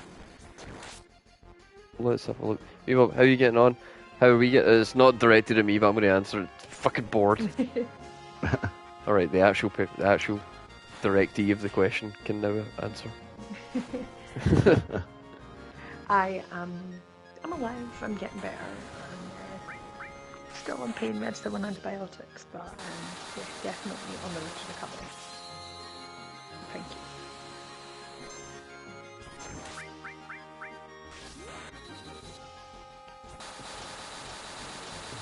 Let's see.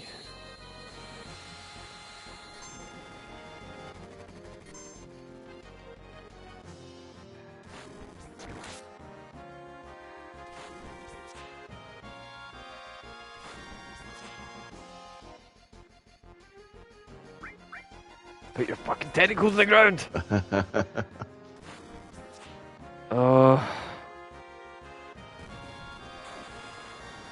There we go. Why did we do this?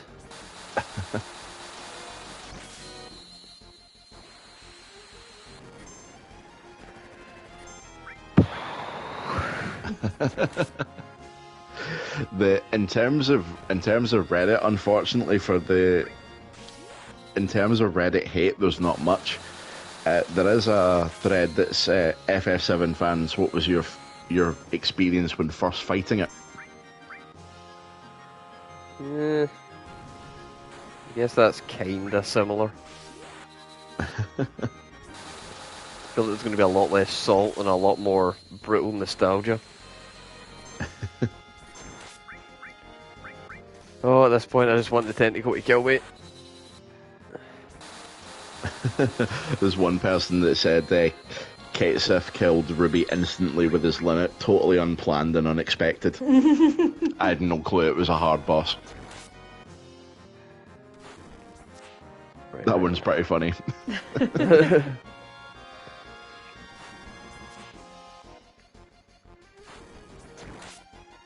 Okay, so Omni Slash is 15 hits. Each hit looks like it's averaging about 4,500. About there. So 4,500 times 15 is 67,500. 800,000 divided by 67,500. No. That's only 12. There's no shot. That's it. Right. Okay. So do the tentacles actually count towards his max health? Alright. Have I just been wasting my time this entire time based on false information?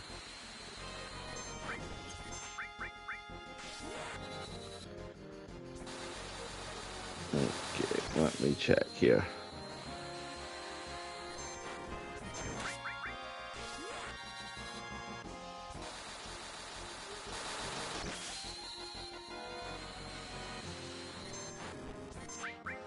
Because I've looked it up, or I've done the math, and if it is, and I'm only doing 350 average damage with 15 hits, that is... No, it says, Ruby Weapon will not expose its tentacles unless only a single character is alive, but is immune to all damage and status effects until that point. Let's see...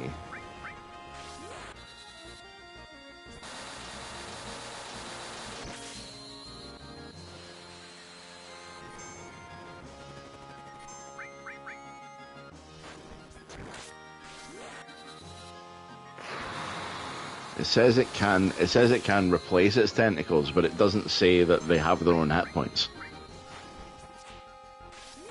Oh my god, the ads, they don't count. That's what I'm hearing. Been wasting all this time just hitting the tentacles because I thought they counted towards his max health pool because that's what you said. So according to my calculations, with this damage, it's going to take approximately 2,286 Omni Slashes. Oh my god. Jesus. So...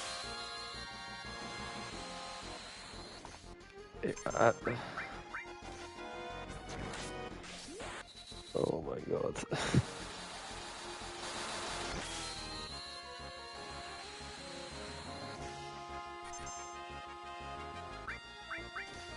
Do Ruby Weapons tentacles count towards total HP?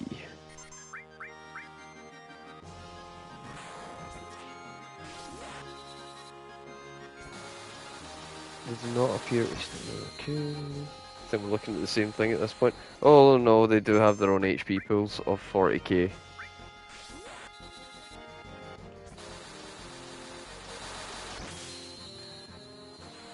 Oh, fucking hell.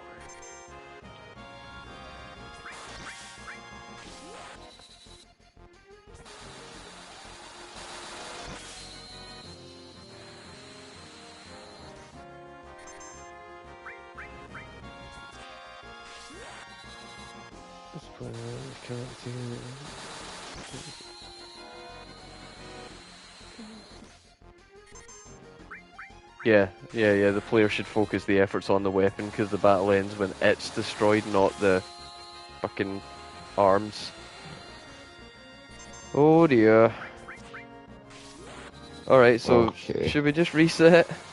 Yeah, I think so. I think we've had enough Ruby Weapon. Right, so he's really hard. What happens is when you beat him and you get the Desert Rose. Oh god, how do I reset? I'll just turn that off and die. Well, that's been a huge waste of time. Sorry, everybody. When you beat it, you get the Desert Rose. You trade that into the dude in the thing, and he gives you a golden chocobo. Alright, cool. That's a lot of work for the chocobo. Yeah, the breeding it's definitely the easier of the two options, but at least you get something that's actually like rewarding, you know? Yeah. Yeah. Oh man, that sucked. Right, anyway. Fuck me. Let's go play the actual game now. Actually, let's go hand that shit in at Cam, because I do get something for getting the harp.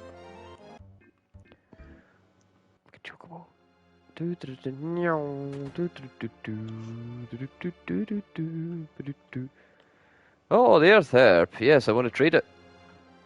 What are you going to give me this time? What are you going to throw on the floor for me? Ooh. Ooh. It's a three-piece Master Materia set. Holy shit. Master Summon, Master Magic. Now that is a reward. Oh, shut up. No, oh, I pressed the button again. Oh. There you go. Right, so the bits of materia that we just received are actually incredible. They basically give you access to every single thing in that list. So, like, I can now give Bahamut Zero and Quadra Magic to somebody else, and Cloud will still have access to Bahamut. It's pretty insane. Yeah, it's just you have all the things. Let's pair that up with Quadra Magic. Right, I really need to pee, and then we're going to go and finish the game. Let's do it. Yeah. I'm excited. So yeah, how about that for a quest reward? How would you just like all the things? That's insane. Put it in one slot, you know all the things. Brilliant. And obviously, they're not just going to give something like that away. And, no. Just because of the length and breadth of Remake, it's going to be interesting to see what they're going to make us do to get it in the remade version. They'll make us kill Emerald Weapon. But they'll probably, knowing the game and knowing the way they've stretched it out, they will probably make us do other stuff as well. Like, we'll probably have a lot more kind of running about to do as well, and Emerald Weapon we'll probably see in the background, we'll see in cutscenes, and it'll be built up to us. Do you know you've actually seen the Emerald Weapon and Ruby Weapon and Diamond Weapon in Final Fantasy VII Remake already? You just don't know you have. We are. So, do you remember? My brains now. Do you remember in the late game where you are mopping up side quests, one of the things that you have to do is gather 3 crowns? Yes. A ruby, an emerald, and a diamond one. If you look very closely at the design of these crowns, they are the shape of those weapons. For goodness sake. That's pretty cool. We'll love it. And some nice foreshadowing. Did you know that, Mr. Argo? No, I didn't. That's pretty amazing. Yeah, the crowns you get in Remake are you can see the weapons like as part of the design. That's pretty awesome. Be looking out for that. Right, Northern Crater, we're doing it. Here we go. Oh my goodness. The game is about to end. Oh, actually, something that I should actually do before we do this. Just so other characters that I'm not intending to take with me will become important at certain junctions, so I just want to make sure that everybody's equipped. Makes sense. Yes, we want people loaded out. Not the Conformer's your ultimate one. You can have... Nah, you're fine with that, you're fine. Barret, you've got yours on. That's all good. Materia. Yeah, I basically want to just assign every bit of materia that I've got at this point to people. So let's make Barret ultra powerful. You can have enemy skill, that seems fine. Here's a death blow. Sense, we missed it last time. Here's an HP plus. MP. Here's fucking Typhon and Hades. God, there's a couple of characters that are going to be pretty underleveled. Hey, you had a whole bunch of materia on you already. Of course she did, she's Yuffie. God damn it, she stole it from me when I wasn't looking. I know everybody's waiting for me, but I want you to do the thing again. Okay, Sid and Kate Sith. So, what, do we have any thoughts going into the finale? Anything to say, just anything? So, I would like to ask, what are you expecting from the final dungeon? I don't know, and I'm expecting it to be insane. I'm expecting to be throwing curveballs. I'm expecting to probably be blown away by some stuff. But yeah, I just hope as it's as cool and as it's epic that it's all been kind of built up to be, because obviously it's been built up for quite a while. Even before we've actually been through the game, and I'm so invested now, and we're so close to Rebirth. I just want to see how it ends. Apprehensive but excited. You go and learn today! I am. Oh god. Yeah, callbacks. You need to look up that clip, it's so good. We will, I'm sure, after stream. This is the real world! You gotta learn today!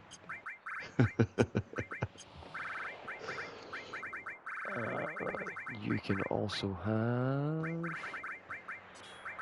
I guess that'll do it. Okay, just one more, just Vincent, I think. Yeah. Vincent, dun. Okay, Vincent, you're the last one. You've already got your death penalty on. Let's go from Tyria. Transform. Heal. Oops, you don't need 2 heals. Restore. Lightning. Might as well have that.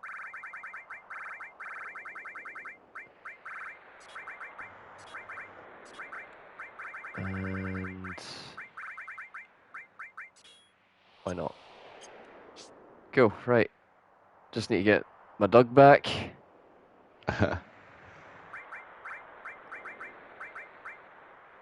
And that's going to be our team, because fuck rearranging everybody's materia at this point. Alright, let's go. Oh, I'm so hyped. Into Looks like we the can really northern slide crater. down. See, he said alright, let's go as well. I didn't even know that. That's excellent. So in sync. Right, so this is kind of like, it is you can return later, but it's a point of very difficult return. Oh, okay. We basically have to get to the end before we're allowed to get out and go back. Oh my god. What's this? A save crystal! So that's the first time anything like that's been added into the game. So yeah, that's the cave that allows you to get back out. But we are going to go... Yeah, we're going to go down to a point where it's like difficult to get back here. So, let's go for it. To defeat Sephiroth. I'm, again, as I said, excited and apprehensive, because obviously the boss battle of sorts that we had at the end of Remake, that obviously wasn't in the original game as such. It was more to like kind of round off Remake as a whole. And that was scary. Oh yeah, gargoyles. That was pretty scary. Like actually fighting them. Fair enough. Been thrown in at the deep end with Kingdom Hearts 1 and 2, so I knew he was no joke. But that was genuinely scary. And it's going to be interesting seeing this boss fight and then imagining what it's going to translate to. It's the ending that I'm most excited for, because it's I think it's a pretty iconic scene in the franchise, and there's a lot to infer from it, and it will come up again, and it will definitely come up in Remake. In fact, it already has. It already has. God damn, I remember that got me. I remember seeing that and just being like, ugh! Huh? Hey, it's a dragon. Look on. Jesus. I gave him too much. He has too many options.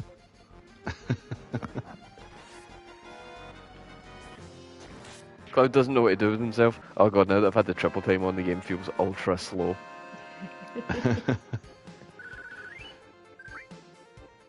something I've really been missing in Sea of Stars. Cloud can see the universe. 3 master materia on. Oh god, yeah, that's what's doing it, isn't it? Let's actually... Let's take a look. Oh, look at it! Oh, it's beautiful! Holy shit, look at all these. There's some here we've never even seen. Let's see Flare. Yes, let's. Yeah, correct me if I'm wrong, so obviously we're like high 70s pushing towards like an 80s level at the moment. There was a limit to levels in Remake, was there not? It was 50. 50? Yeah, 50. So do we think that in Rebirth there will be like another limit? We won't get all the way to 99 to the final game? I think so. Probably 75. I think there's more chance of getting to like 75 or 99 in this next one, but never know though. Like yeah. I don't know where the idea that 99 has to be the cap came from, because you know, like you see a Stars, the max level's 30, and it's because like your level ups actually matter. You know, like a couple of points in each stat actually makes a difference.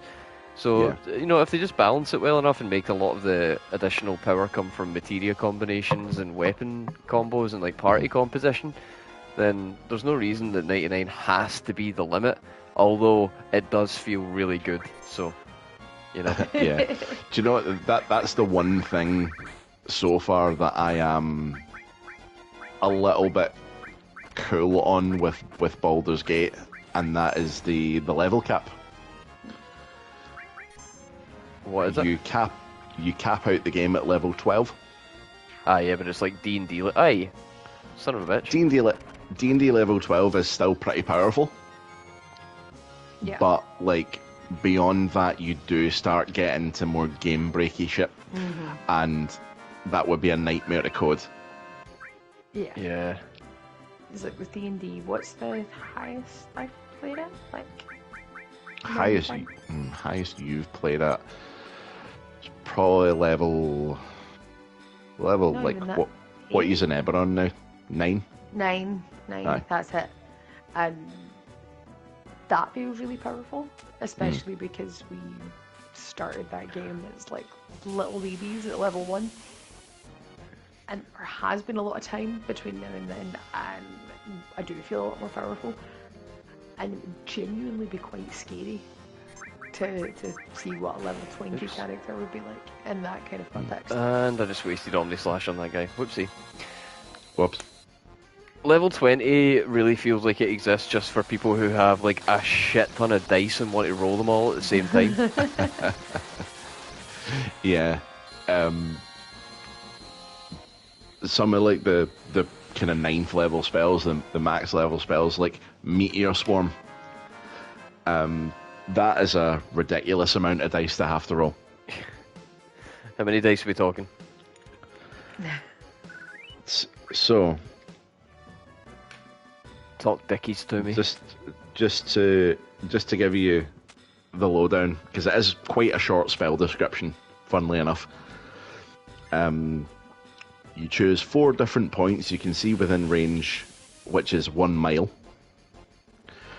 And each creature in a 40-foot radius sphere centered on the points you choose must make a dex save or take 20d6 fire and 20d6 bludgeoning. Jesus. Half damage if you save against it, and a creature in an area more than 1 fiery burst is affected only once. We might do if you've got wee hands. Yeah, well, normally what happens... Use a dice roller. Yeah. Come on. Well, normally what happens is we hear Scott get into the dice chest, because I've got a dice chest, and it's maybe get like 40-50 dice in it, and it's quite small. I've also got a massive one, and it's full. Well, it's full, yeah. Normally you hear him rustling about for dice, and you hear the box open, and you're just sat there like, oh no. And then every so often you go, wait, is Indy get any extra like D8s? And we're like, oh shit. And then if it's really bad, he's like, nope, need a dice roller. Oh Jesus! You just have one of those tombola things. Yep.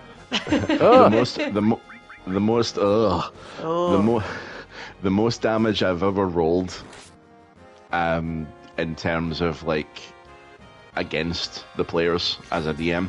Oh, you son of a fuck! Was an epic spell that did 50 d6. Oh my god. Oh, what are you doing, Nanaki, you dumb bastard? But at the same time, it is really fun, like, rolling loads of dice, especially when you crit.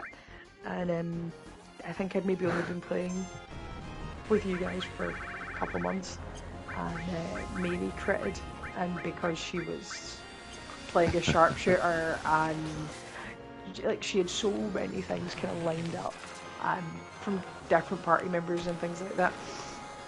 And we were fighting a boss, and she was sat there looking, going, right, I don't know how many dice I need. And we all eventually cobbled together enough dice. She threw them, and Scott's kind of watching this from behind the DM screen and going, right, just start counting, and I'll tell you when to stop. Because she had targeted one of the boss's ads, and it had roughly, I think it was something like 95 hit points, or like, you know, like 100 and something, left, 110 or something like that. And she hit it, but she hit it with a critical hit, with an extra 10 damage from sharpshooter, which was doubled because of something that the cleric did. Yep. And her weapon was buffed by another magic item, and it was buffed by a spell. Yep. It was a perfect storm, and it was amazing to watch. Has anyone ever told you guys you're total fucking nerds? We are. Yeah. Thanks. I agree. I'm just checking. Just wanted to make sure. Right, so I've taken off random and there we go, just so we can guarantee that we get through this, because I had a lot of fucking around. So let's get to it. Hey, everybody's here. But what do they have to say? The road splits into two, so we'll split into two groups. Oh no, splitting the party. Oh, which year you gonna choose, Cloud? Are we going left or right? Good you choose. Always go left. Yeah. Okay. I don't know if that's correct, but go for it. Alright then, I'll go. Ooh, you get to decide how we're going to split the party. Oh my god, right, so I need, like, remember this as I balance it. Right.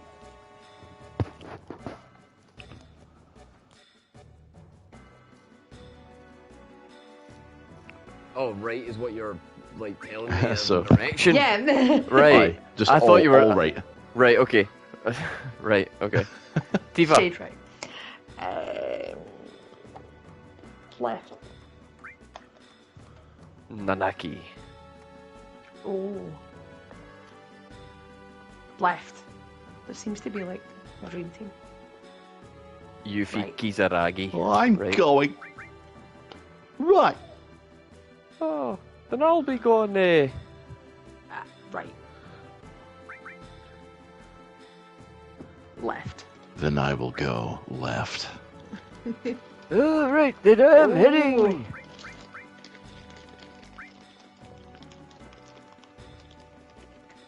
Try to work out if I balance this. Wait a minute. Well, he'll need to go right if we're going 4 and 4, right? Alright. Sounds good. So this is our pool.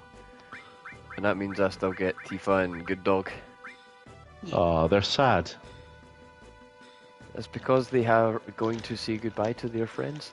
Now don't any of you die on me. We've got to get through to Sephiroth. Follow me, kiddos. I'll destroy that Sephiroth before anybody gets to him. Yeah, I'm all fired up. How do you do, fellow kids? Sid's voice is just not going to be like right when it comes round to actually getting him in Rebirth. He's going to be very southern. Well, do you think they will keep it to more or less the same as it was in, like, when they did him in Kingdom Hearts? To be honest, if they don't, then I'm going to demand that somebody edits the game so that he has all his voice lines replaced by Bobby Boucher.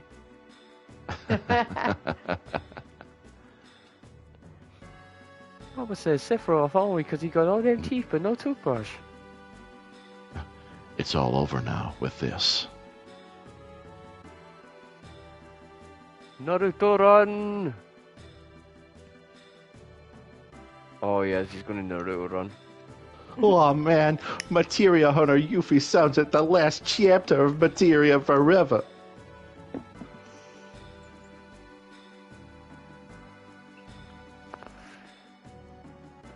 Yeah, that is what that means, Bebop. It's disgusting how time works on it. I hate it. Oh, I'm so happy to have met y'all, really. Sniff, sniff. I don't have nostrils in my robot, but sniff.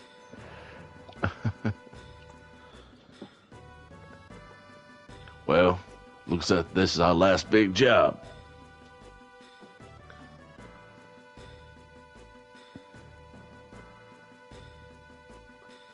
This will be the end of it. Let's go.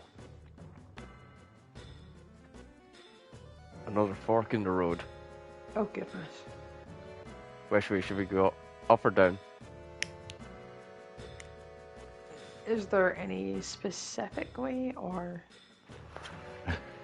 It just follow your heart. Up or down? Which way? Yes, which way? Down. She Going said down, down. Oh, then Tifa's. Oh my god. Right. No, that's not an option. Up. What's going on? Then Nanaki's. Down.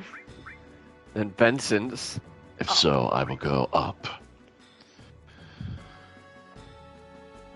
Let's go. Alright. After this, we can go home. All of us. Okay. No one left behind. Let's go, Nanaki. Don't worry, we won't get random encounters. Hehe. Thanks to the wonders of modern technology. Although, there is something that I do want to do before we move on. Which is... So this... you go ahead. This, is kind of like the gimmick of the Northern Crater Dungeon, right. Is that your party is mixed around and split up. Oh my god. Chaos. Hence the full materia equips. Makes sense, yeah. Cool, so all the items I gave Cloud just buffed his stats and just made him all round stronger. It really is the best to do that with him being the leadman, and also because there's going to be a little bit. Hey, magic counter materia, that's pretty good. Sick. So does that mean I can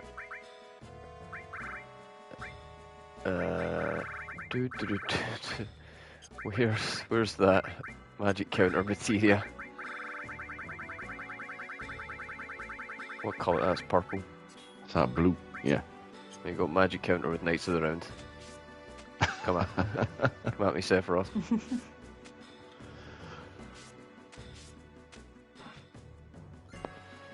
Right, I'll turn random encounters on just so you can see what the kind of enemy feels like round here. Okay. It's very interesting. What's that? It has an emblem on its chest, so I assume that's the king's mech. It's an AC. Got a job for you, 621. There's a guy and his dog going through the caves. We want you to stop him.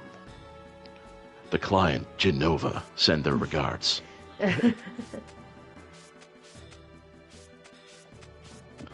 What's this floating purple shit? This job comes from our associate, Sephiroth. Oh god. This job comes from the Shinra HQ. Right, why can I not grab that shit? Ah, it's one of them. It's a classic Ahriman? Ahriman. Yeah.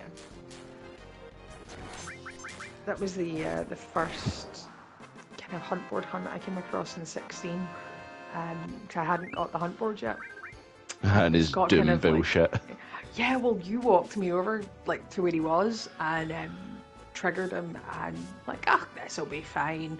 Because by then I had got a little bit comfy with FF16 and I was enjoying the combat.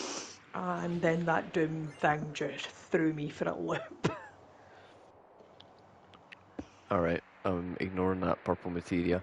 We're coming towards the end now. How are we doing time-wise? 25 past 10. That sounds pretty good. Alright, Yeah. what I want to do then, I'm going to go and grab a drink.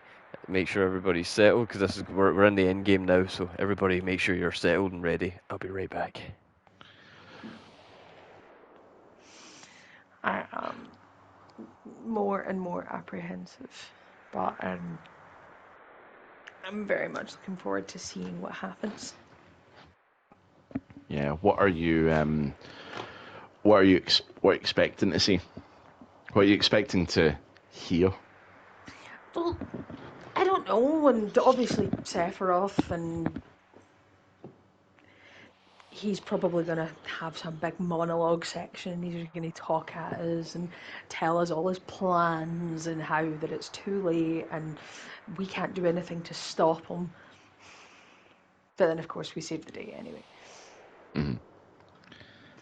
But knowing these games the way I do and knowing Square Enix really as a game company, I'm interested if there's like a final form, like a form change, or even if it's just like a big dramatic swell of music and like the coat's even longer and the hair's even bigger and it's just a wee bit more ridiculous. Like I'm kind of hoping there's something like that. Oh, All right. Okay. Well, I'm sure you'll enjoy this. One thing that we are going to be enjoying quite a lot is that the suite of music that we're about to have. Oh god, yes. For this run of Final Boss. Mm-hmm. Is quite nice. There's a song that we will hear that may be contender. It might sweep the title from Those Who Fight Further, depending on the day. Okay. I think it's that good. But alright, we ready? I mean that is if the music loads in. Yo, we a bit late. Hey, are you thinking of leaving me? We're all here. Good. This is the center of the planet.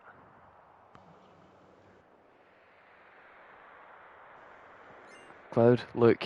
Oh, she got a hero drink because she went that way. Hey, Cloud, I found this on the way. Here, Cloud. We finally made it here. Oh, hey, Cloud, I found this. Hold on to this. Being with you isn't so bad. Well, what? Oh, yeah, didn't you find something? Oh, all right. You Here, little Cloud. bastard. Oh, holding out on us. But I'm the one who found it. Alright, so... Can I not take somebody else with me? What the fuck? Oh. Alright, well, let's arrange everything. Use those, what do I need for the sadness? That's hyper. Hyper, yeah. There you go. Let's just use these up. Make Cloud just a little bit stronger as our main, and let's go. Yeah. Alright, everyone. Let's mosey. Mosey. Damn! Again! Stop saying like a wimp! Can you say, move out or something? Move out.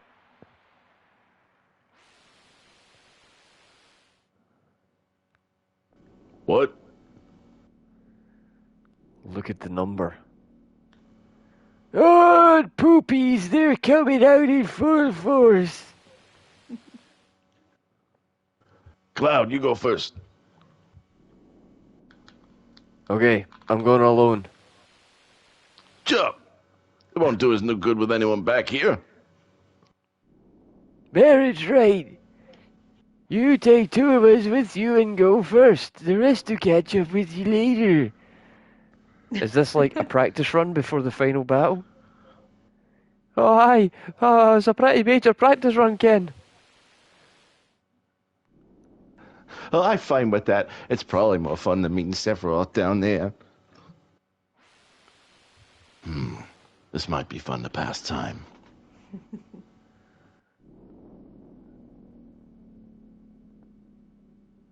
They're coming. They're already on the floor next to us. Cloud, hurry up and make up your mind. Come here, Tifa. We happy with that? Yeah, I'm good with that. Wait a minute, why is Tifa not got good HP anymore? What the fuck? No. Did I get time to fix her materia? All of you. Later.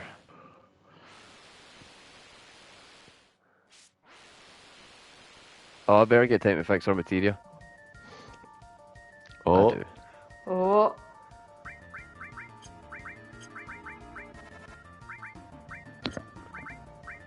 Oh, it's so good.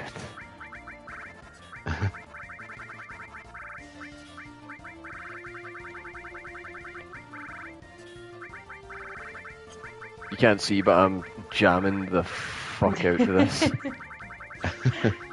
Yeah, me too, man. Vibing. As am I. And it's something that really speaks for just the orchestration and the genius behind this music, because quite a lot of these pieces towards the end of the game I've heard like the full orchestral versions, and they're amazing and they're very, very epic, but Yeah. it's special that even listening to them like this, that they're still great. They're fantastic. I mean, we heard this one in remake already with fighting Genova Dreamweaver. Yes, and I love the Genova fight. It's just, oh, what a piece of music. Whoa. Yeah, so we're starting to get into the weird existential center of the Earth beasties now. I don't know how we're going to explain this away. Maybe there's like going to be a bunch of subterranean shit that comes up. It reminds me a little bit of... Maybe incomplete weapons. There was Oh a thing god. Pandora's box. What would have been in FF12? Also the Zodiac Age, and you'd all the Zodiac-based bosses. And there was that large crystal thing that you had to go through. Yeah, all the loads of different summons levels. were Zodiac signs. Yeah. You could totally do it like that. Oh god, there's a fight on every one of these fucking platforms. Oh, it's an iron golem. Oh! A classic Final Fantasy enemy. Yeah, although I don't know, it gives me some like darkness vibes as well from Kingdom Hearts. So here's our first knights of the round of the evening. Oh, that's right, I forgot about that. Counter magic, man. Yep. Mistakes It's were not made. too late to. It's not just too late to kill that. I mean, Once we nah, have the I like speed it. up button. Yeah, exactly. We've got to speed up to compensate. It's fine. It's fine. Does mean if we're not careful that certain boss fights will just be over quite quickly. Well, good. I just want to finish it at this point. We're here for the story, damn it. Cloud. There you go. And down. Another fight. Ah, son of a bitch. Another fight. It's another one of Another one. these.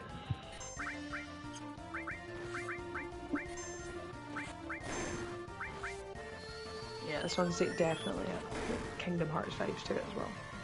I see what you mean. It does kind of look similar. I don't know how much of that is just because they're both large body humanoids, but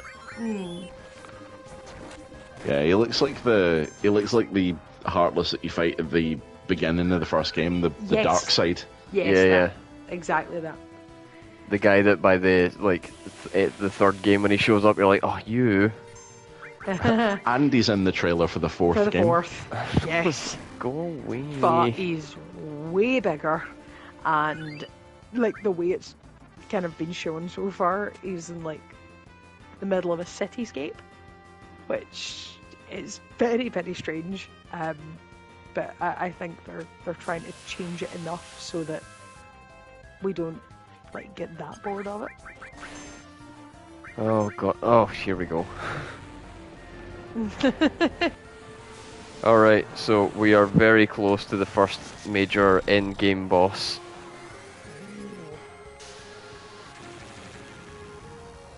We just have to get there. But it's literally like, we are a couple of panels away from it. So, what are we at? 25 minutes? Oh, plenty of time. As we're here, like kind of in a Final Fantasy final level, so to speak, is there any other Final Fantasy final levels that you really like or really hate? Ooh, that's a good one. I particularly did not enjoy Final Fantasy X Summon Gauntlet. Right, yeah. So like you didn't enjoy Inside Sin. Yeah, that was rough, man. It was. Let's see what else had a good one. Final Fantasy 15, all of it was rough, but there was one section of 15 in particular that is like especially rough. You get captured and all of your stuff gets taken away from you, including your party and all your items and stuff like that. So you have to almost like Metal Gear through a section, but if you get in a fight, it is just horrendous. It's insanely slow as well. So, Final Fantasy VIII's one sticks out for me for a couple of reasons. Well, but we're at the end of this one. Hold that. Where are we? What? Jenova? It's coming. Oh my god. What?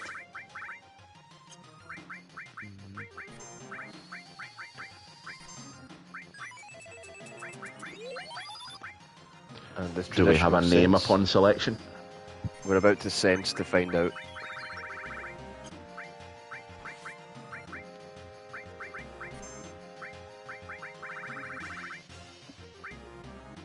Couldn't sense.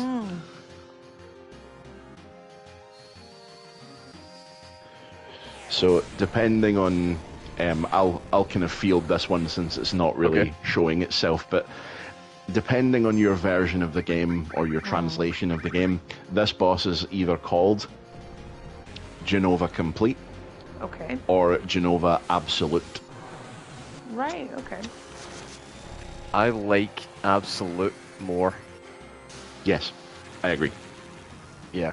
It looked kind of stupid from the front kind of view, but seeing it now, it kind of makes more sense. And that's going to be terrifying, we imagine. It is gone. Thanks, nice to the round. I'm liking the I1 button. These boys are really putting in the work.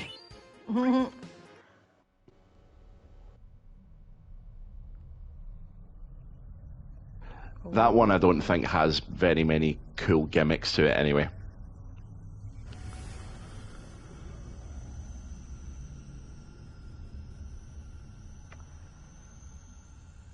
Oh, it's getting real trippy now. Do you think they'll give us nice? We're going into the PlayStation startup.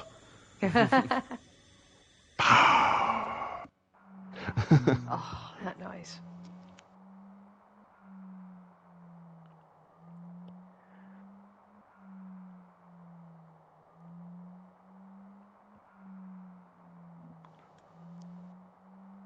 A light.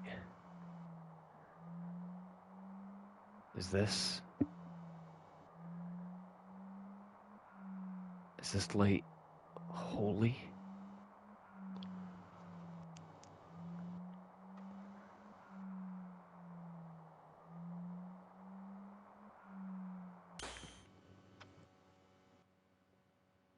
Oh, damn, man.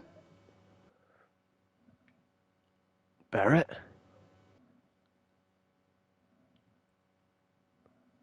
What, so everyone's together again?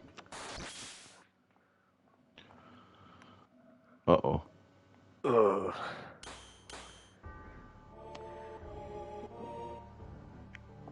Uh-oh. Sephiroth. Oof. Is this Sephiroth's power? My body. I can't control my body. That's why I've pooed myself. Oh, it sure is tough getting old. My front legs. My hind legs. My tail's about to rip off. Oh, it's definitely no body, eh? Oh, he's way out of our league. He's in the Premier League and we're only the junior division. I don't know if I can go on. Cloud.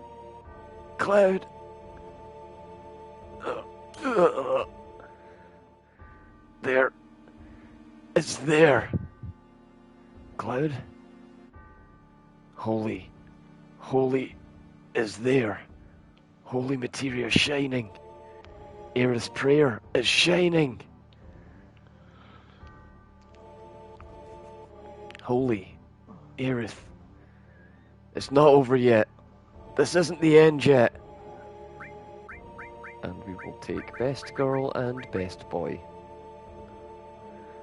Oh, he's sad. Really, with counter knights of the round? Oh yes. Surely not. Surely not. Why not? I'll be over in a flash. All right, you want a legitimate fight then? Oh yeah.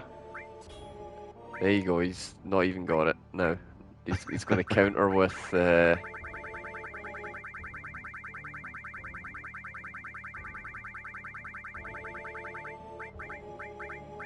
Steel. Counter steel. Yeah. Okay, we need to split the group again. So this party, who do we want for the second? Oh my gosh. Who's team 2? Barrett and Sid definitely. Oops. But I don't know who our third should be. They really are the optional characters. Yeah, I'll go Vincent because I'm on the graphs. Okay. And they should be all good as well. And then probably the least used characters. Yeah. Alright. Let's go, everyone.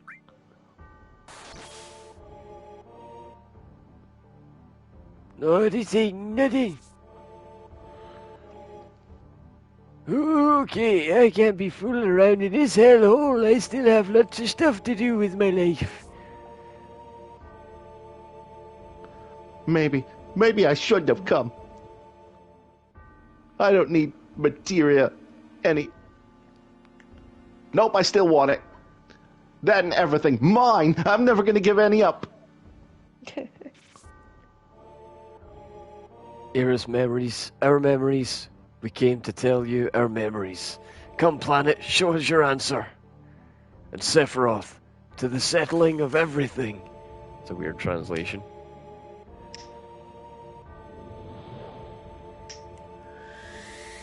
I'm sure they'll fix it. Oh, I love this track. What the hell is that? Think about the sequence of the 5 targets and beat them. If a part dies, change to a different party. 5 parts? Is that Exodia? Pretty much. So this is Bizarro Sephiroth. Right, okay. What the fuck? That was just a basic attack. Did I take one of his arms in one hit? Oh my god, he still hits hard. Head portion dead. From one swing? Wow. Worried about the others? Nah, not really.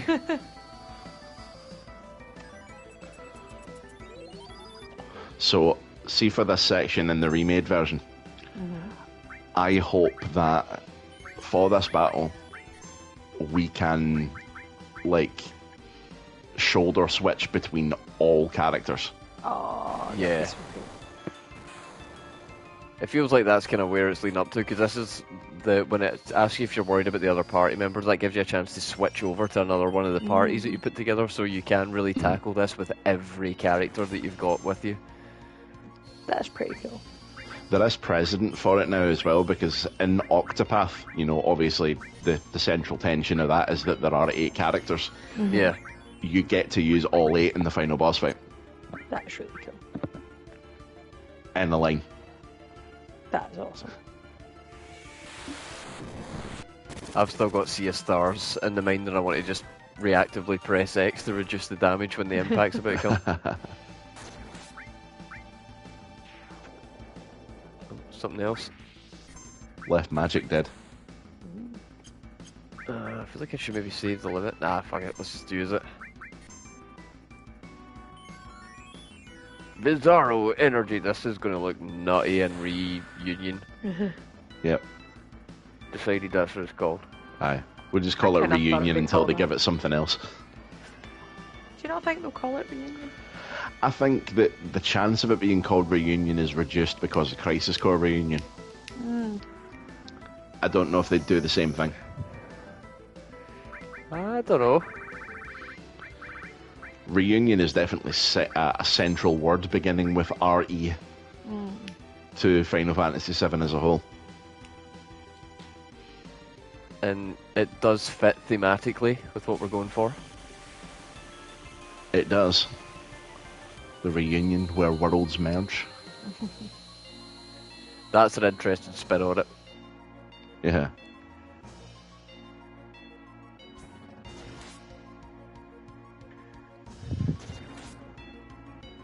Let me in at that central. There you go, your ball's gonna get slapped now, son. Oh no, Demi 3. What if Rebirth, Rebirth takes off better than it ever has before, really outdoes their expectations for numbers, and then somebody tries to make a film or TV deal out of it. That's scary, because it could be really good or it could be really bad. Ah, it'll be terrible.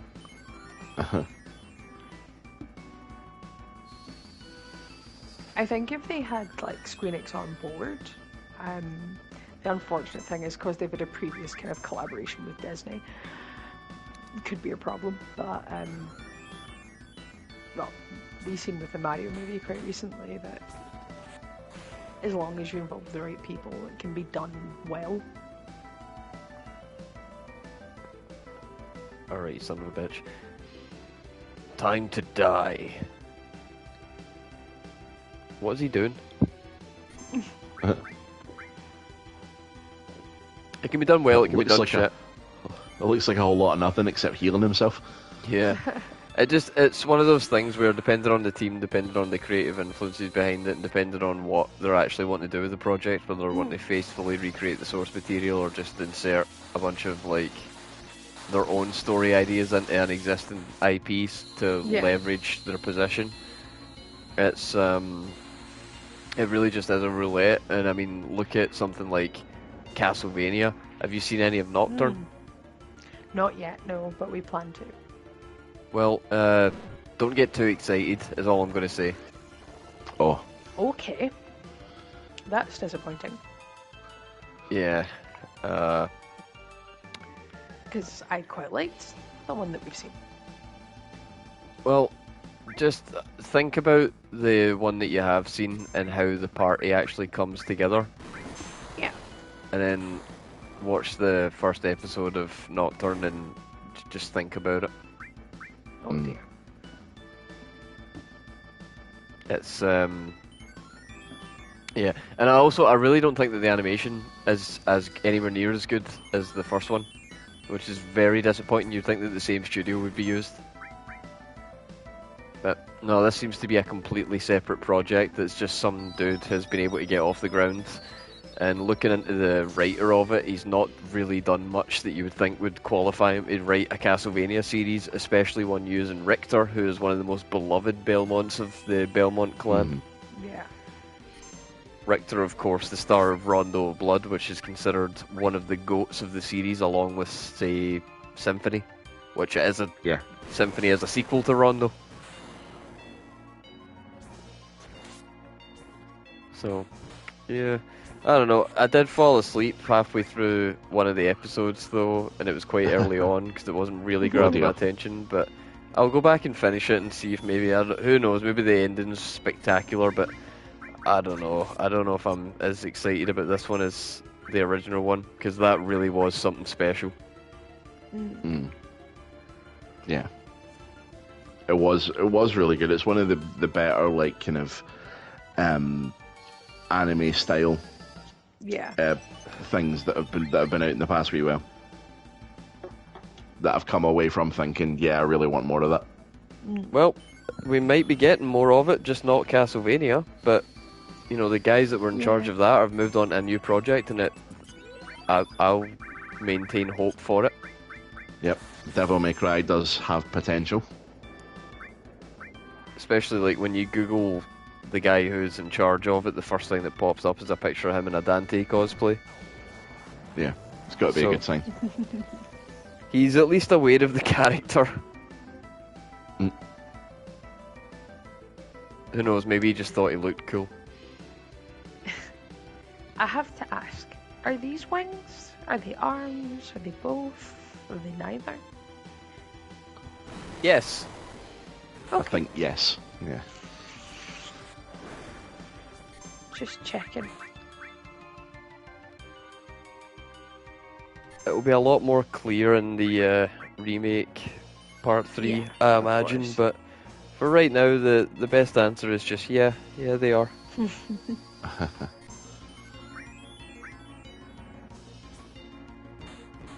Oh god, this has more health than I remember.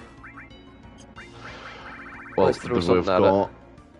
Yeah, we can throw something at it. Let's throw one of these. Let's throw all our dudes. Triple speed this just for time's sake.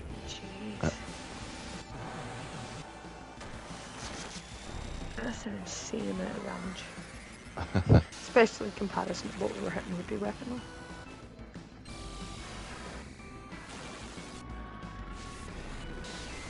Oh, don't remind me what a waste of time.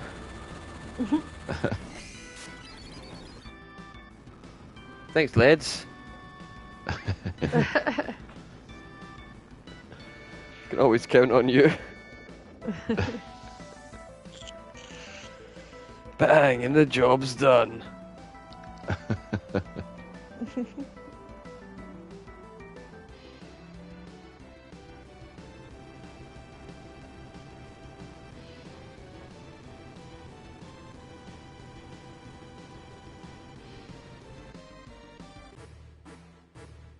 Oh, that music. Let's go. Oh god. And this is what's known as... What the hell is that? Safer Sephiroth. Okay. That's He insane. is essentially a god.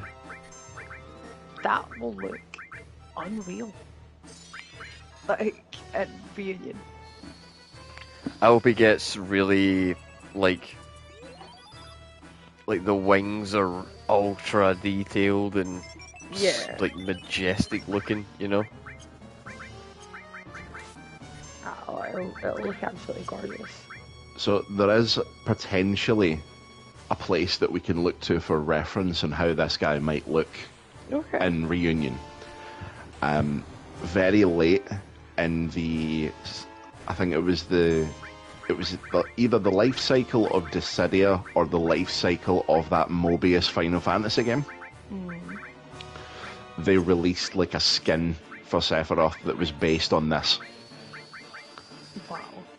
And it looked pretty impressive.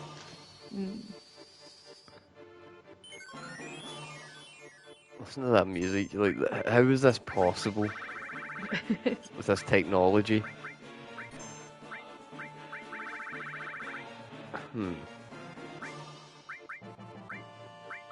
We have so many new spells to access now. Pale Horse, that sounds cool as hell. It's just so epic. And oh no, that guy's frog. like, a couple of times in 16, I had that kind of feeling of just like, wow, this is insane. And some of the big boss fights, like Titan, that was nice. But the Bahamut fight was just insane. And I think the haptics in the controller as well. And I was in by myself, my headphones on, I was totally zoned in. What the fuck is all this? Oh my god. Oh, we're getting supernovaed. Has anybody checked if those equations make sense? Probably. I'd be so curious about that. Yeah, I'm really curious. I'm Googling. Pluto! Oh no, Pluto, no! Yeah, Pluto's gone. No, Saturn, why? Wait, did Saturn survive? No, Saturn, you died too soon. Oh fuck, Jupiter's getting it now. Zoop.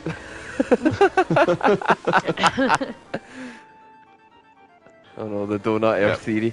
It was real for a moment. Yep. He's straight up destroying the solar system. At this point, does it even matter if we save Earth? Oh, not Mercury. Oh, here we go. The flames approach.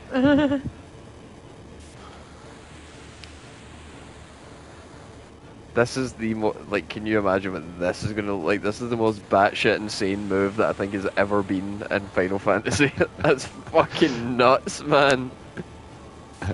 This will be like a phase in the fight. Oh yeah. They're gonna make an entire phase of it where you have to do like certain quick time commands in order to survive and keep fighting. Yeah, like to dodge through the planets. Whoa! Jeez. Oh, you lived though. Oh. Holy shit. My god. Heals, please, guys. No, definitely not that. Can I just have one of you, please?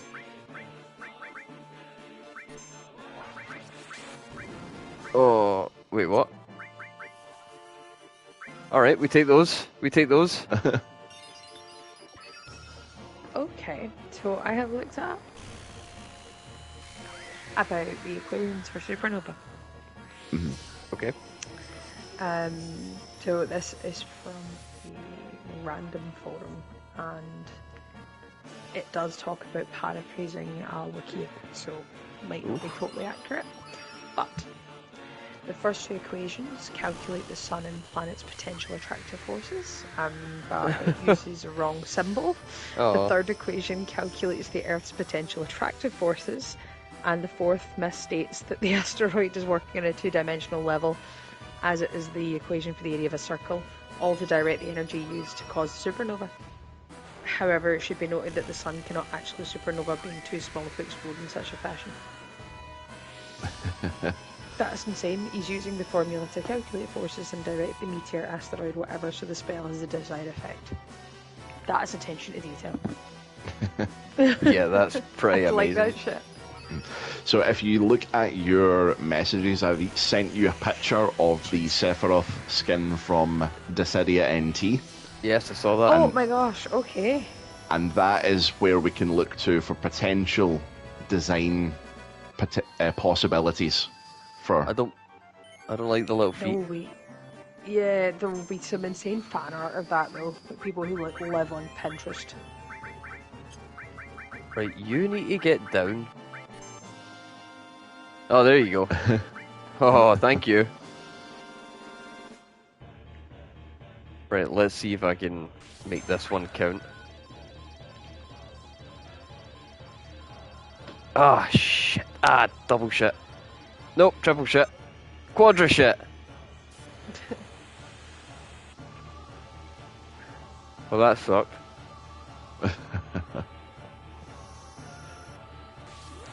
Strong Cosmo memory, though. Very strong.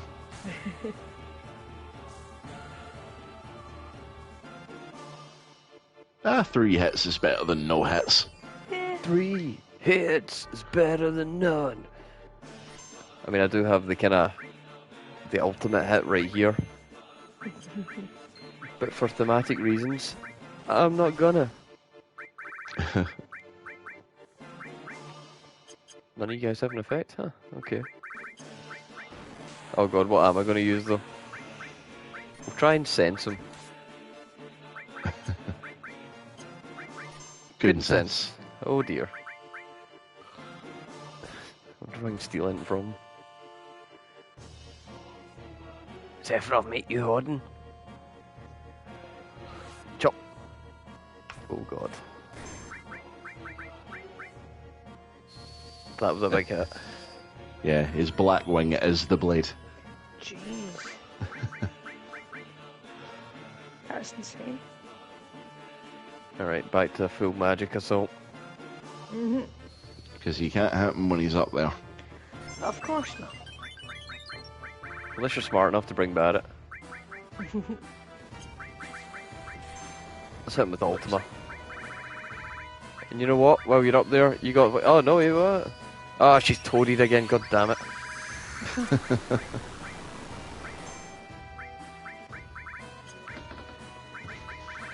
And Aki, you're actually kind of useless in this instance, so you can just be buffing. Oh, Supernova again. Oh god. Alright, we're gonna triple speed it. Oh dear, thanks for that fan art. Appreciate that. Yeah, it's insane.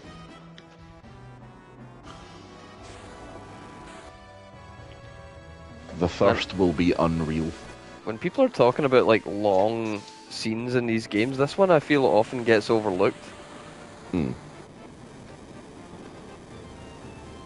This is a chunky lot of stuff to be happening.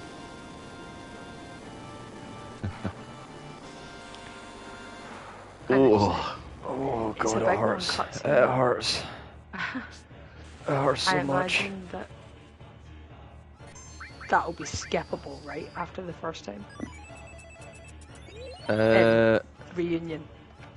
I think you'll only do it once and it'll be made into like an actual spectacle of the fight instead of like a repeatable attack. Oh, fuck. well, see, in Remake, when you were unfortunate enough to get Octaslashed, Yes. if you stayed on the character that was targeted, then you saw the full Octaslash animation. If you switched to another character, you just saw Cloud or whatever it was getting pummeled. That's clever. I like that. So you can like skip off of it already. Yeah. Like there's precedent for that. That's good. Because it's a lot. It's a pretty good way of doing it as well. It makes sense.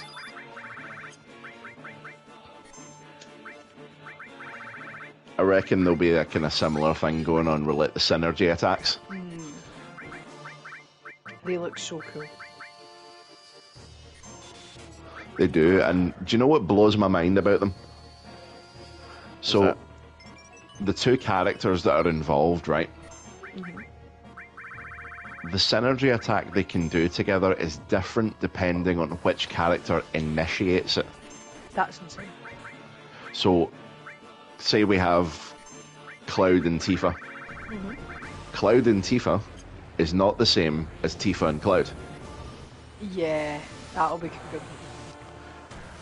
And one of the Tifa combination attacks is apparently the fastball special, where she leaps from Cloud's sword. Nice. Yeah, that'll be really cool. Like him supporting her.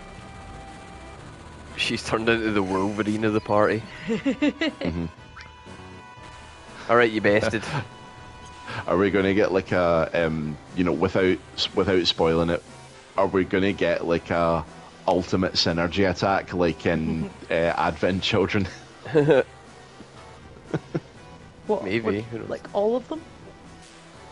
Like everybody throwing up their energy into the fucking spirit bomb or whatever. There's look at him black holing away. The big Power Rangers moment where they combine all their weapons. Yeah. The Megazord, if you will. Oh god. Yeah, they all just stand on each other's shoulders. Barrett's in the middle. Yeah, they make a big fucking Disgaea tower. Kinda. Everyone throws everyone. Kinda.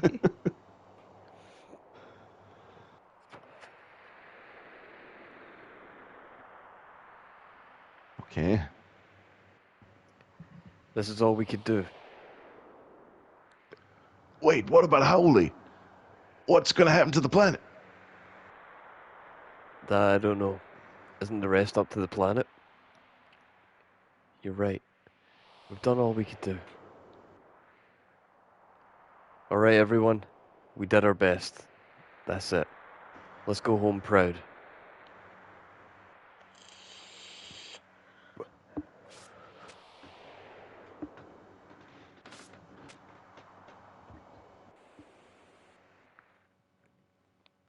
What happened? I feel it. What? He's still here. Still. Cloud? He's laughing. Cloud. Oh no, scene blocked. You guys can see it. I mean, it's only really important that you guys see it.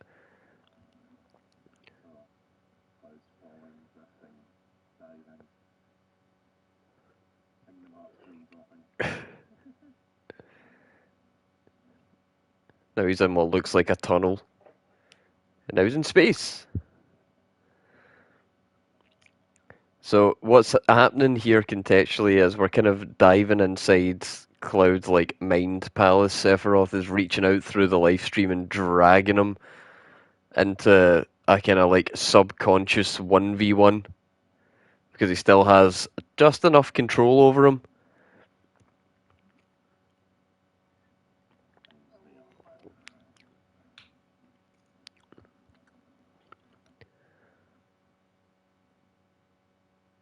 And even if you don't have Omnislash unlocked at this point, you will be given access to it for this one occasion.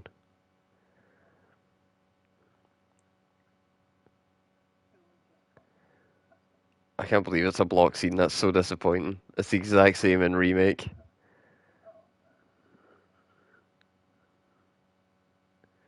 And now Cloud and Sephiroth are getting ice cream. And they're holding hands. They decided to sit down and talk about their differences. They came to a reasonable conclusion.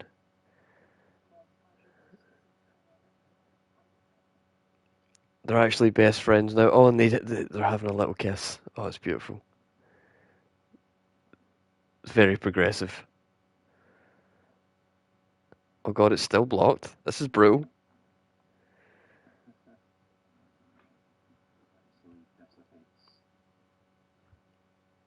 He was overwhelmed by Cloud's love.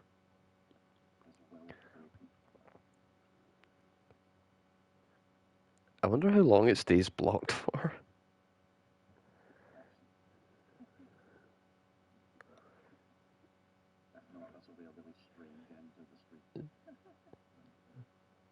Oh well, oh, we always were. Live stream.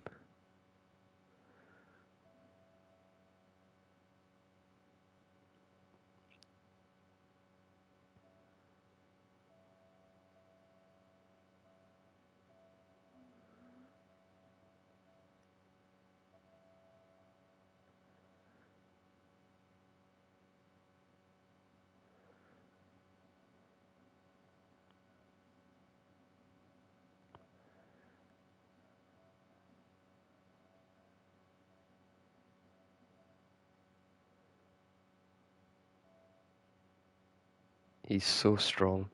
I think I'm beginning to understand. What? An answer from the planet Cloud. Pull yourself up. The promised land. I think I can meet her there. Yeah, let's go meet her.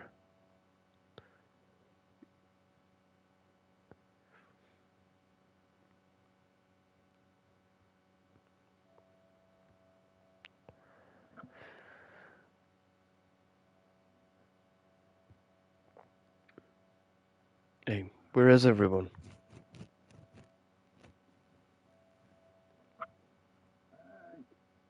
I'm glad you're all safe.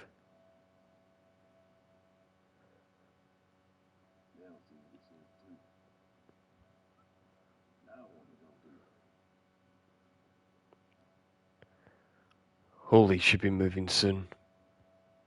And that means this place will... Oh, Lady Luck, don't fail me now.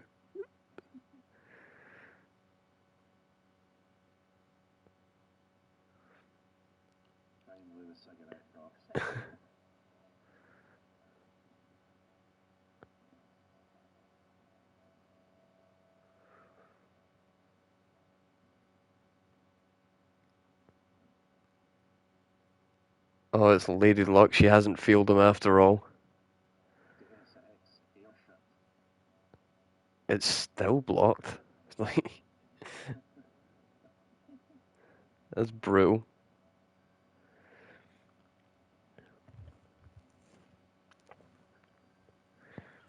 Oh, that's well built. I didn't get blown to bits.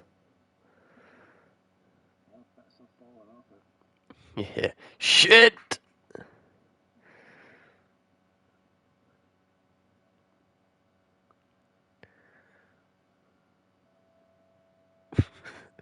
It's cool. He made a fighter jet.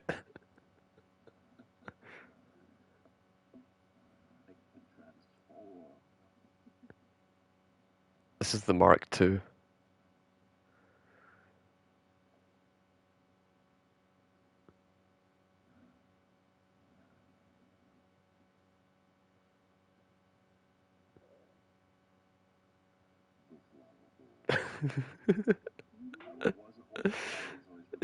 Yeah. She was like saying, Father. I sense the presence of the flower girl. The time of meteor draws near, Father. Elmira will be sacrificed.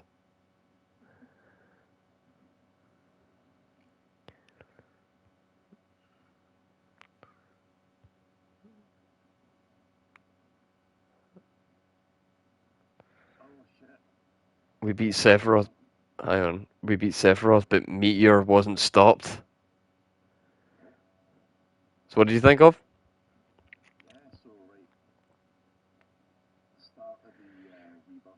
Mm-hmm.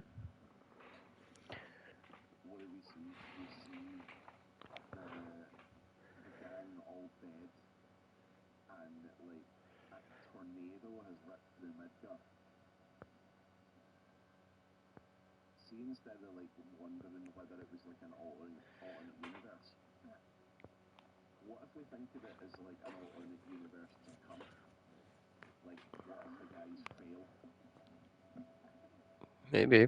Oh shit. Meteor has broken through Holy.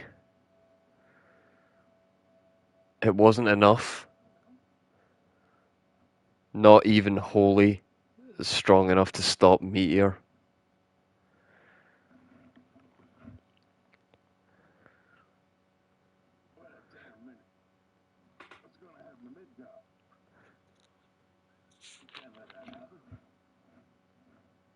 Oh, I had everybody take refuge in the slums. Oh, but the way things are now... It's too late for Holy. Meteor's approaching the planet. Holy's having the opposite effect. Forget Midgar. We've got to worry about the planet.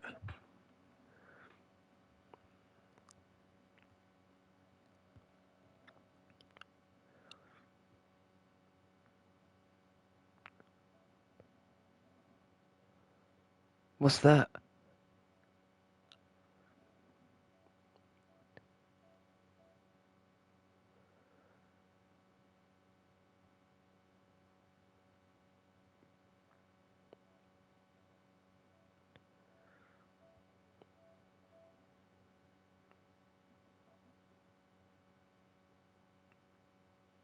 Oh, this is gonna look fucking incredible. The hell is that? I have no idea. Live stream. The live stream itself.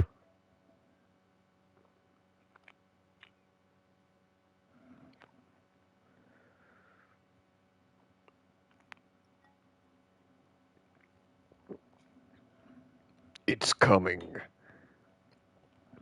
The hour approaches, Father.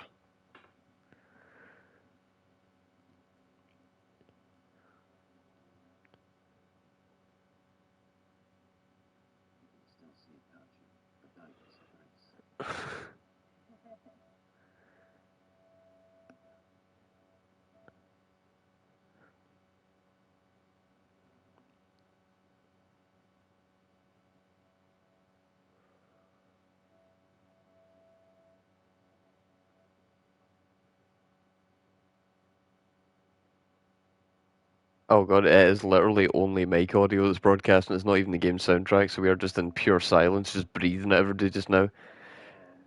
Oh well. Let's just not put that one on YouTube, Veebs, if you're watching.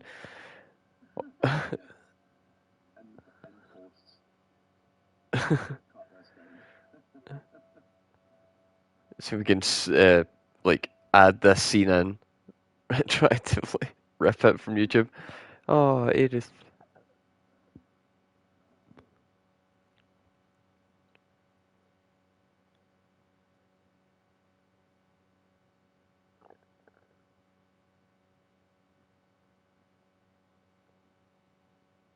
Hey, we made it. So the planet saved itself. Nope.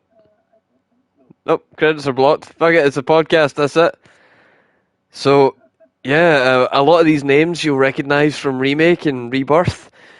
But, yeah, one of the things to consider is that if the planet in the end saved itself using the power of the live stream, did anything we do actually matter?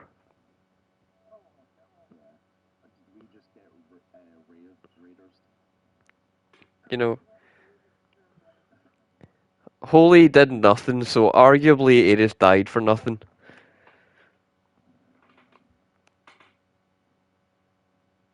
Just something to think about.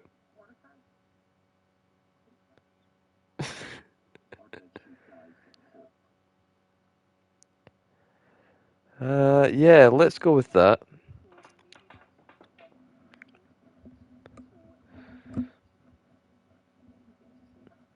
Well, I think in the original kind of intention for the Force Ghost, they would have thrown her under one of the trains just to make sure the job get done. Like, if they had their way, they would have put a scope on Sephiroth's katana and made sure that he couldn't miss. They would have gave him aimbot.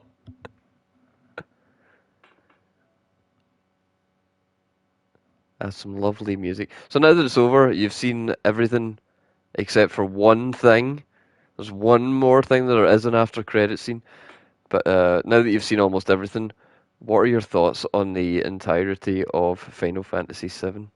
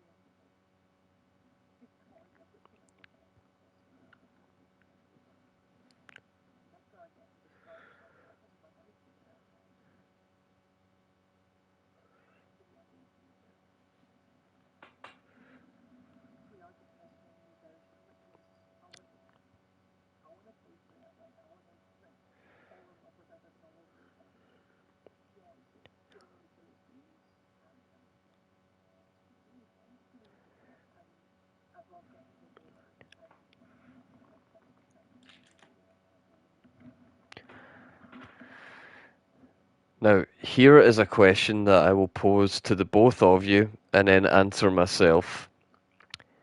Final Fantasy VII original cast tier list, and then we can do remake and rebirth and see if those characters change between versions.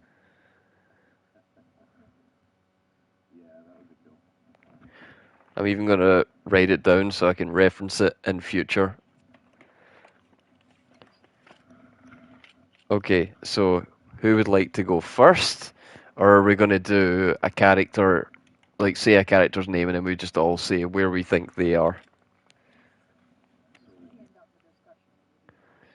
I think it's cleaner to go by character.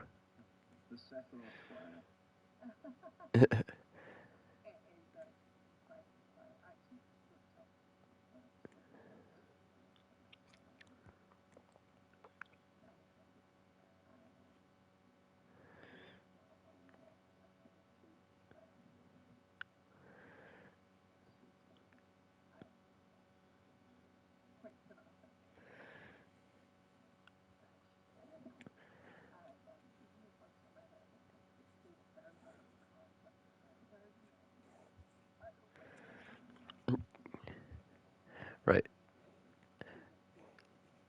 I've quickly made up a grid of all 9 characters in our 3 initials so we can quickly go through everybody and tier list them. So choose a character, and who's going to go first?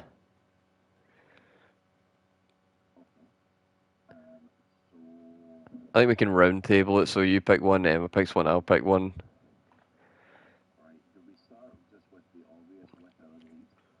Sure.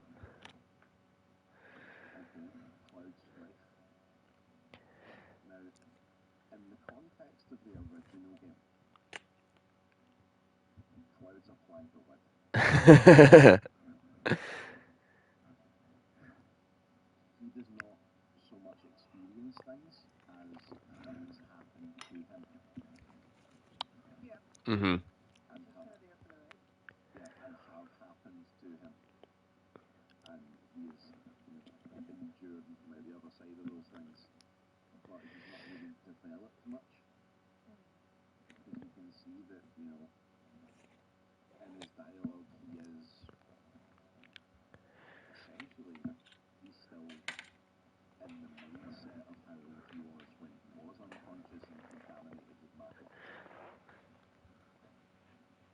Yeah, he has a kind of. He does act like he's 16, doesn't he?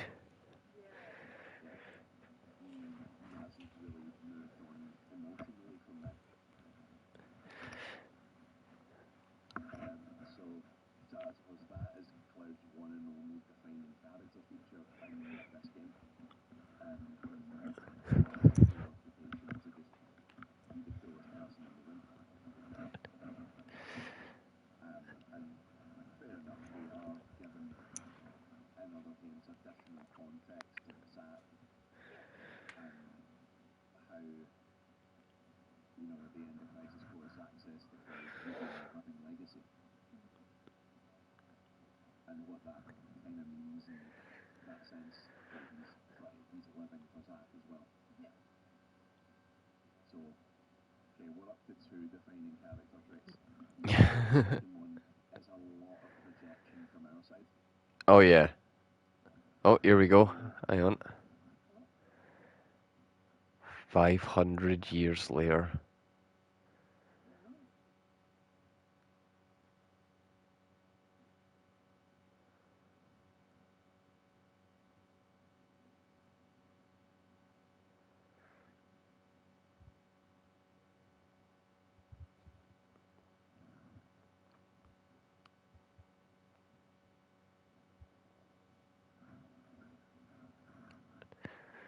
Oh, it gets me every time.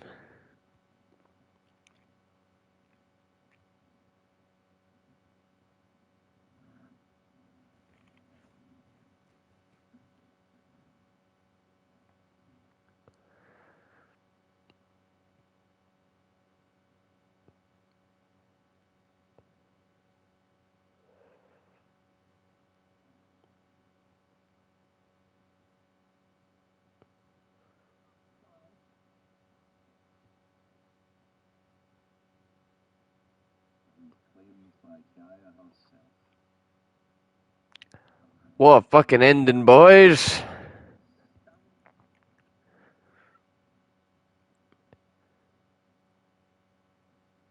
And there we have it. Final Fantasy VII. We've done it. Full thing. My phone died.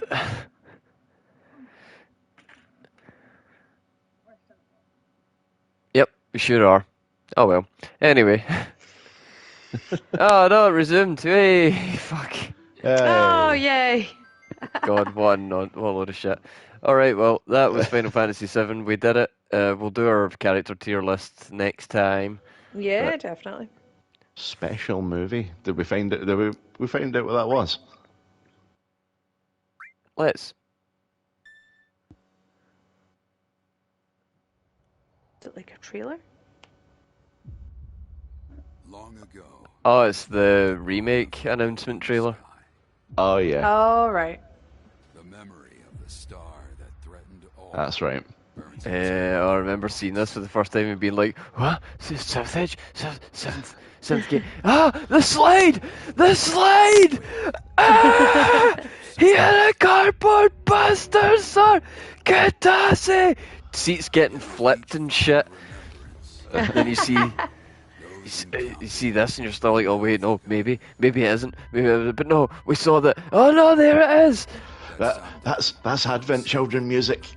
Ah! It was no more than wishful thinking.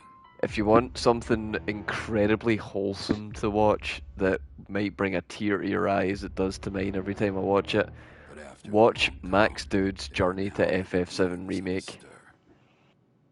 Right, yeah, I have seen that. It's very heartwarming video. It is an incredible, it's entertaining as well, especially the countdown bit.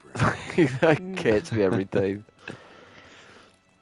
And it's interesting as well, because like, when the most recent Rebirth trailer came out, we were so excited, but I was so excited and I was screaming at the screen and pointing out all these little things that I'd seen just while we've been streaming together, and it's going to be amazing and I'm so excited for it. Not everyone lost their shit. Wow! Oh my god! It's fucking amazing. Well, that was good fun. Right, that's it from us. We're great. back. We're gonna hopefully finish Ghost of Tsushima, if not push very close to the end.